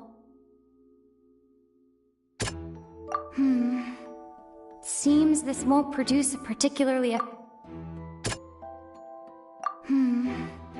Seems this won't produce a particularly effective rebuttal. Seems this won't produce a particularly effective rebuttal.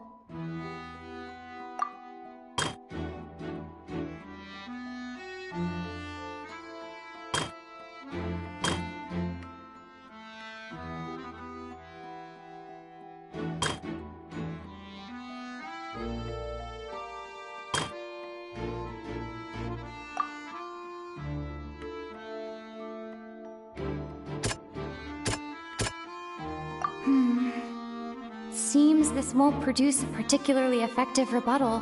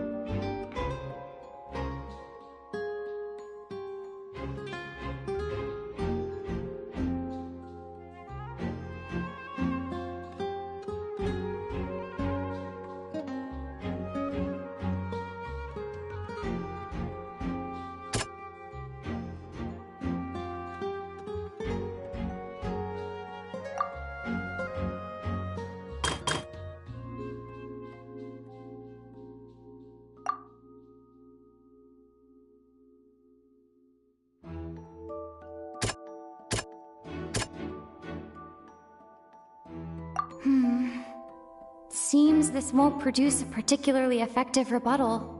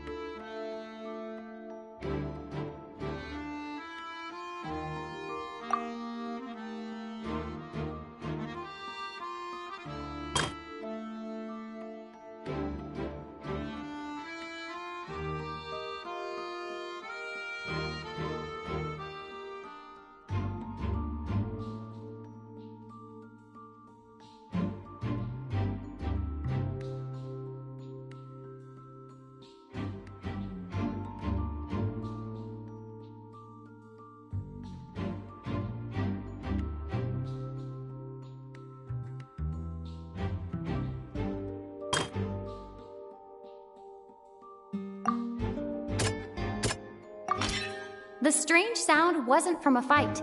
It was Lily-Ann's attempt to break out when she was frightened.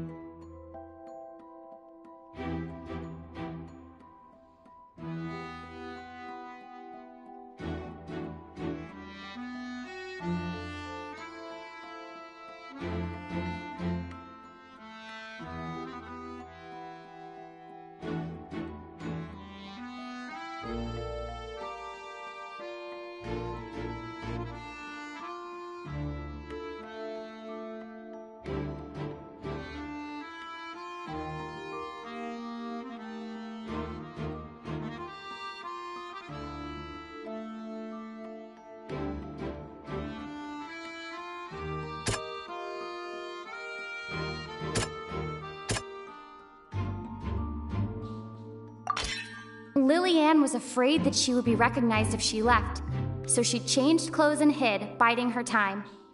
Just what one might expect of an experienced thief.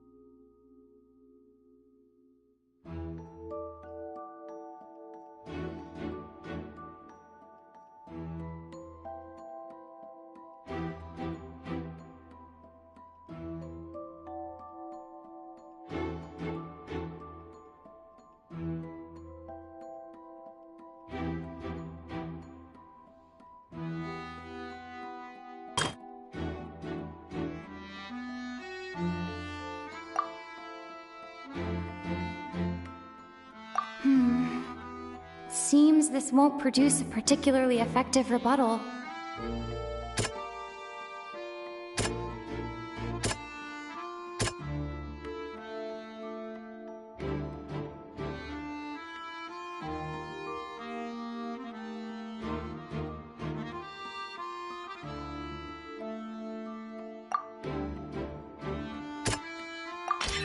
The flower vase was not broken to cover anything up, but was smashed during the struggle between Lillian and Cowell.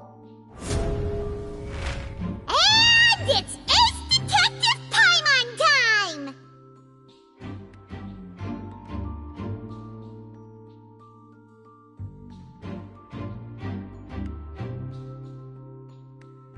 Having been selected out of the blue, Lillian panicked.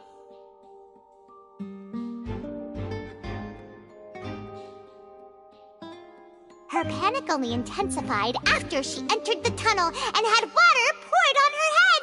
So she kicked the door open, producing the thud we all heard. Hearing the commotion, Cowell leapt into the tunnel, only to discover that Lillian had not dissolved. He did not know that Lillian was not from Fontaine, but was a thief who made her way in by stealing a ticket. Mistakenly believing that the water from the primordial sea needed time to take effect, he tried to force Lillian back into the box. The two broke the flower vase during the struggle, but Lillian came out on top, knocking Cowell out and putting him in the box. With no way of escaping, she changed her clothes and hid in the costume trunk until the performance ended.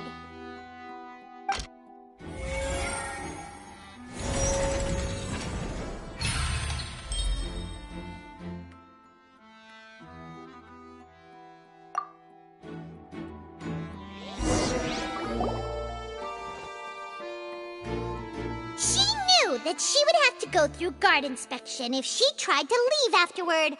So, she has been trapped in the Opera House these last 2 days. She had already become desperately hungry by the time we were chatting over macarons. So, she swiped 2 of them right under our noses. Talk about a sneaky thief.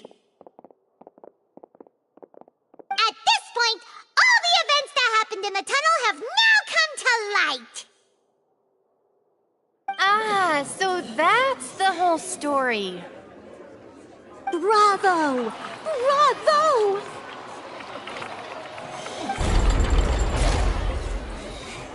Now then, Lady Farina, do you wish to speak against the defense's statements?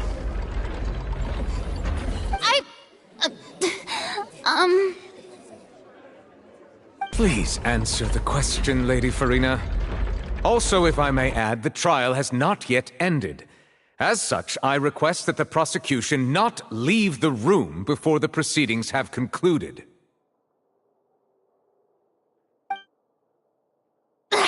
What? Are you reading my mind now? No, I have no further arguments. I admit defeat. But really, could you at least have left me with some dignity?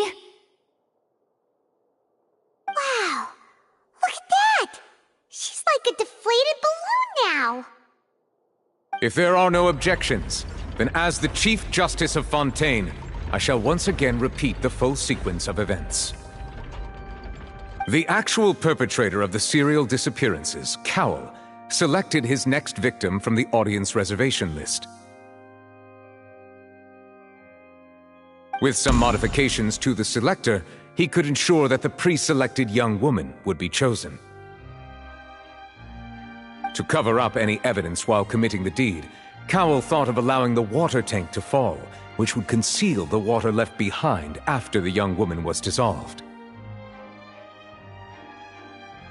He also tampered with the rope suspending the water tank, using the fireworks at the end of the performance to cause the tank to drop and hide the watermarks. He poured the water from the primordial sea into a balloon during the preparation of the magic box and stuck it to the box's lid. Finally, he passed the prepared hook on a rope through the gap in the magic box's door when bringing the young woman to said box.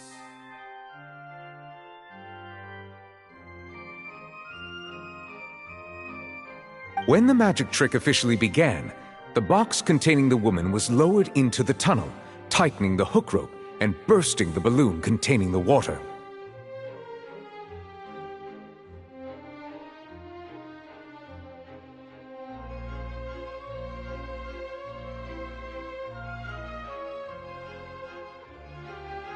If all had gone to plan, the young woman would be dissolved at this time.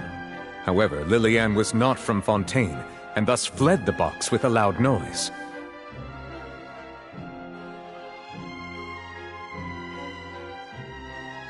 Realizing that there was trouble, Cowell entered the tunnel and met Liliane. Thinking that the waters had not yet taken effect, he decided to proceed.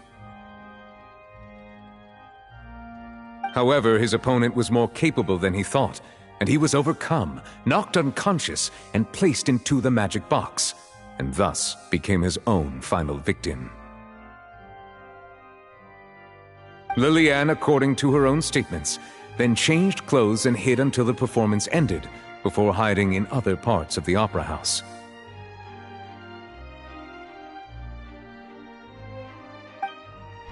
As for Linny, he was in the underground structures within the opera house, and was thus ignorant of these happenings. From this reconstruction of events, we can conclude that Linny, the accused, is in fact innocent.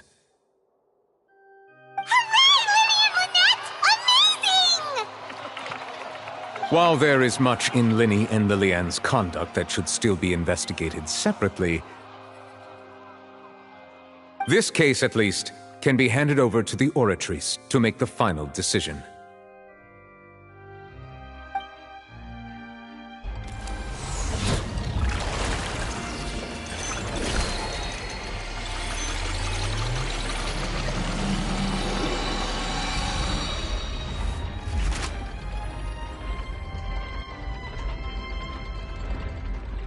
As such, Linny and Lynette are officially declared not guilty.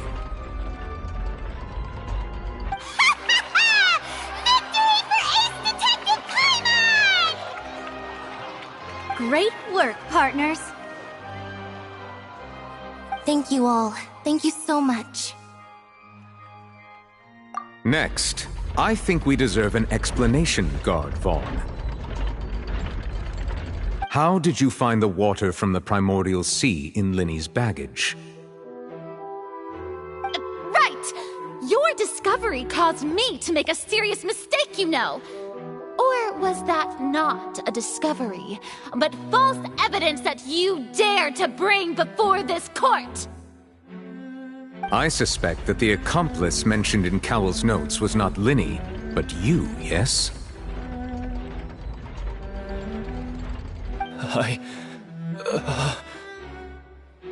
I'm sure you know what you must do to lessen your sentence. Speak quickly! Unless you want to earn yourself a one-way ticket to Coupon Town. I was just following orders. We were supposed to place blame for the serial disappearances onto Linny, and thus cause suspicion to fall on the Fatui. The higher-ups said this was the best opportunity to do so. And now that your plan has fallen through, and the secrets of the water have been revealed, you have become a liability to said higher-ups, yes?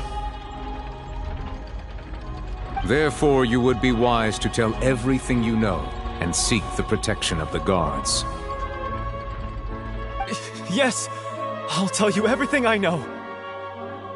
Our boss discovered that the water can cause people to dissolve. It can also be made into a potion, which when extremely diluted, can cause people to experience unforgettable exhilaration. We've been in this business for a while now, and have made decent mora off it. The disappearances were also the boss's idea. I mean, this is the boss we're talking about.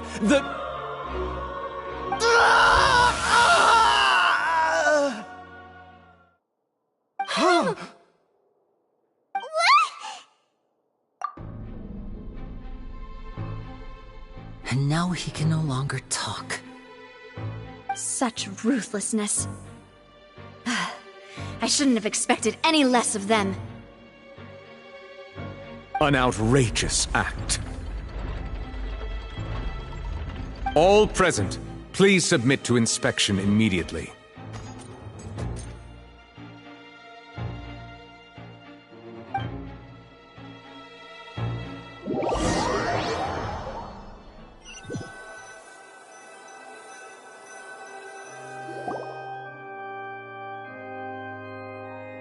So, we're just going back now?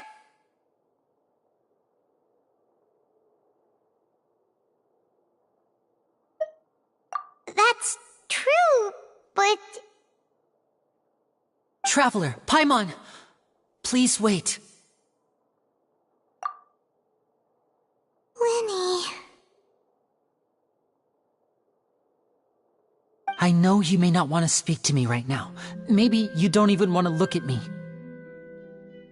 But still, let me thank you again for defending me to the end, even after you learned that I'm a member of the Fatui.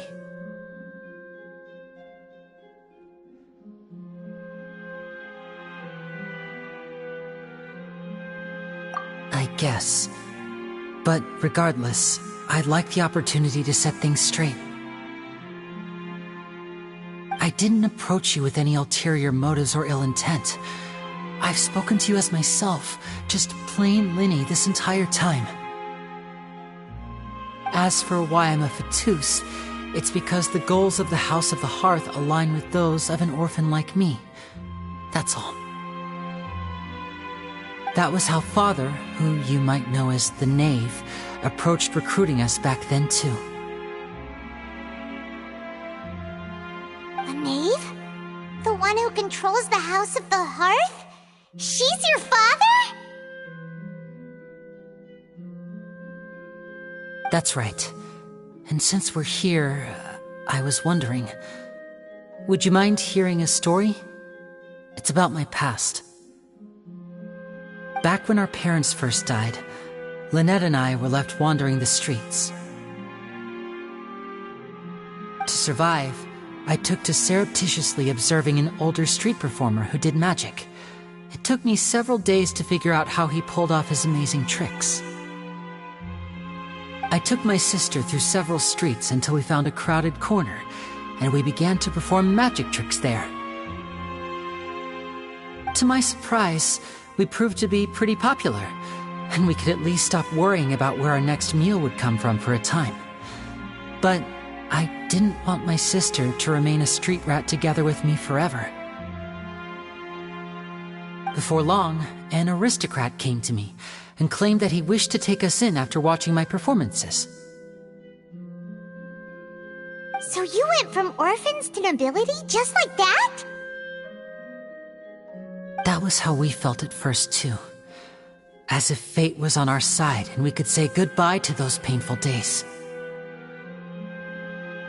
But I gradually discovered that while we were called foster children, he was really after my talent for magic tricks. He would constantly take me to all sorts of banquets to garner attention, which he would then use to expand his social circles. That doesn't seem too bad either. Better than roaming the streets at any rate. It took a while for me to realize just how dark his heart really was. After one particular performance at a banquet, I discovered that Lynette was not on the same return vehicle as me. I waited a long time after we returned home, but she did not come back. I went to that noble's bedroom and asked him about her whereabouts.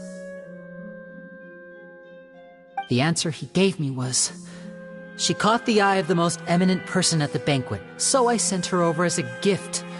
I mean, you'll be able to perform your magic regardless of who your assistant is, yes? Oh no. So he was gonna... But wouldn't Fontaine's laws deal with such people? As far as outsiders are concerned, this is a relationship akin to adoption or foster care, and they have their ways of escaping the eye of the law. I managed to ferret out the location of the mansion of that so-called eminent person, and hurried through the night. But by the time I leaped over the walls, avoided the guards, and made my way in, all I saw was the moonlit ground covered in blood, and the knave standing there in the darkness. So, she'd already taken care of that guy. That's right. She had rescued my sister before she could come to any harm, and had even discovered several girls hidden in a basement, all of them orphans. Father, I mean, the knave, might have seen something in me, and so she made me an offer. The House of the Hearth welcomes you, for your interests align with ours. Here, none will ever betray you. Indeed, betrayal shall never be permitted here. I was hesitant to trust her. I mean, I had just been betrayed by nobles. But she was also quick to destroy the noble who had taken us in at first, giving us back our freedom. Oh, so that's how the two of you joined the House of the Hearth.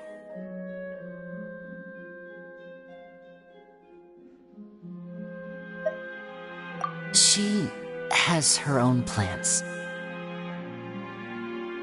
She has gained permission from the Tsaritsa to first use the Gnosis's power once she obtains it. She plans to use it to find a way to break the prophecy and save Fontaine. So, she believes in that prophecy too? That's right. The whole House of the Hearth is currently working to combat that crisis. Today's case has also proven that people from Fontaine can indeed dissolve into some sort of water, thus further supporting the prophecy. All of us house members here, Lady Arlecchino herself included, are from Fontaine. We won't give up on defending our homeland. To us orphans, the only connection we have left to this world, apart from our family, is our homeland. So, from small deeds like distributing magic pockets to huge schemes like stealing a Gnosis, everything is aimed at dealing with that prophecy. It's all right. I understand. The only thing I can do is relate all this to you. I just hope you can understand that even as a member of the house, I have never stopped making my own decisions, and that I believe what I'm doing is right. If you should need anything at all in the future, feel free to find me. I will do my best to help you, as plain Linny.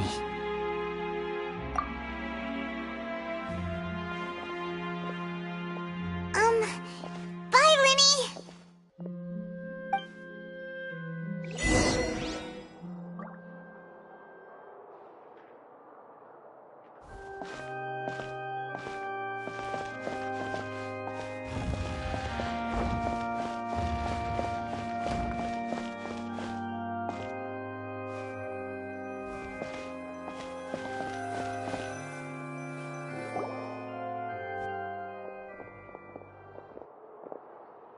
Hey there!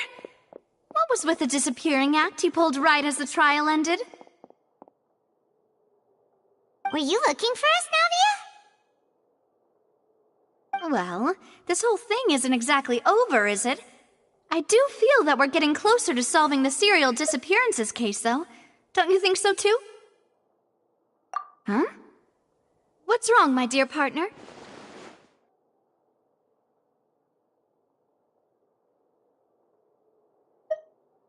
Besides, are you sure we're the ones who can crack a case that's been cold for decades now? And given that there's new evidence from the trial, there should be a trail of breadcrumbs for the Hydro Archon's people to follow now, right? Ah. I see. Well, I won't lie. I'm a little shocked to hear that from you. But I suppose you are just travelers who have only arrived in Fontaine after all. Sorry. I might have been too presumptuous. Don't say that, Navia. Ah, and we were having so much fun investigating with you, too. It was like having new waters flowing into a stagnant mire, causing new hope to spring forth, and the reflection in the murk to become clearer. Well, sorry about that. I'm a bit prone to nostalgia. Don't mind me. Wait, shall we have a farewell meal? You know, to commemorate our time as partners? Huh? Do we really need to get that formal? Well, guess you really did treat us as partners, huh? Well, I just like to have a proper ending to every important memory. That way there are no regrets later. Anyway, it would just be a meal, so it shouldn't take up too much of your time. You don't have to twist Paimon's arm. If Boss Navia's treating, count Paimon in! Oh, wonderful! In that case, why don't we return to the court of Fontaine and head to the Hotel de Boer? I believe we'll make it just in time for dinner.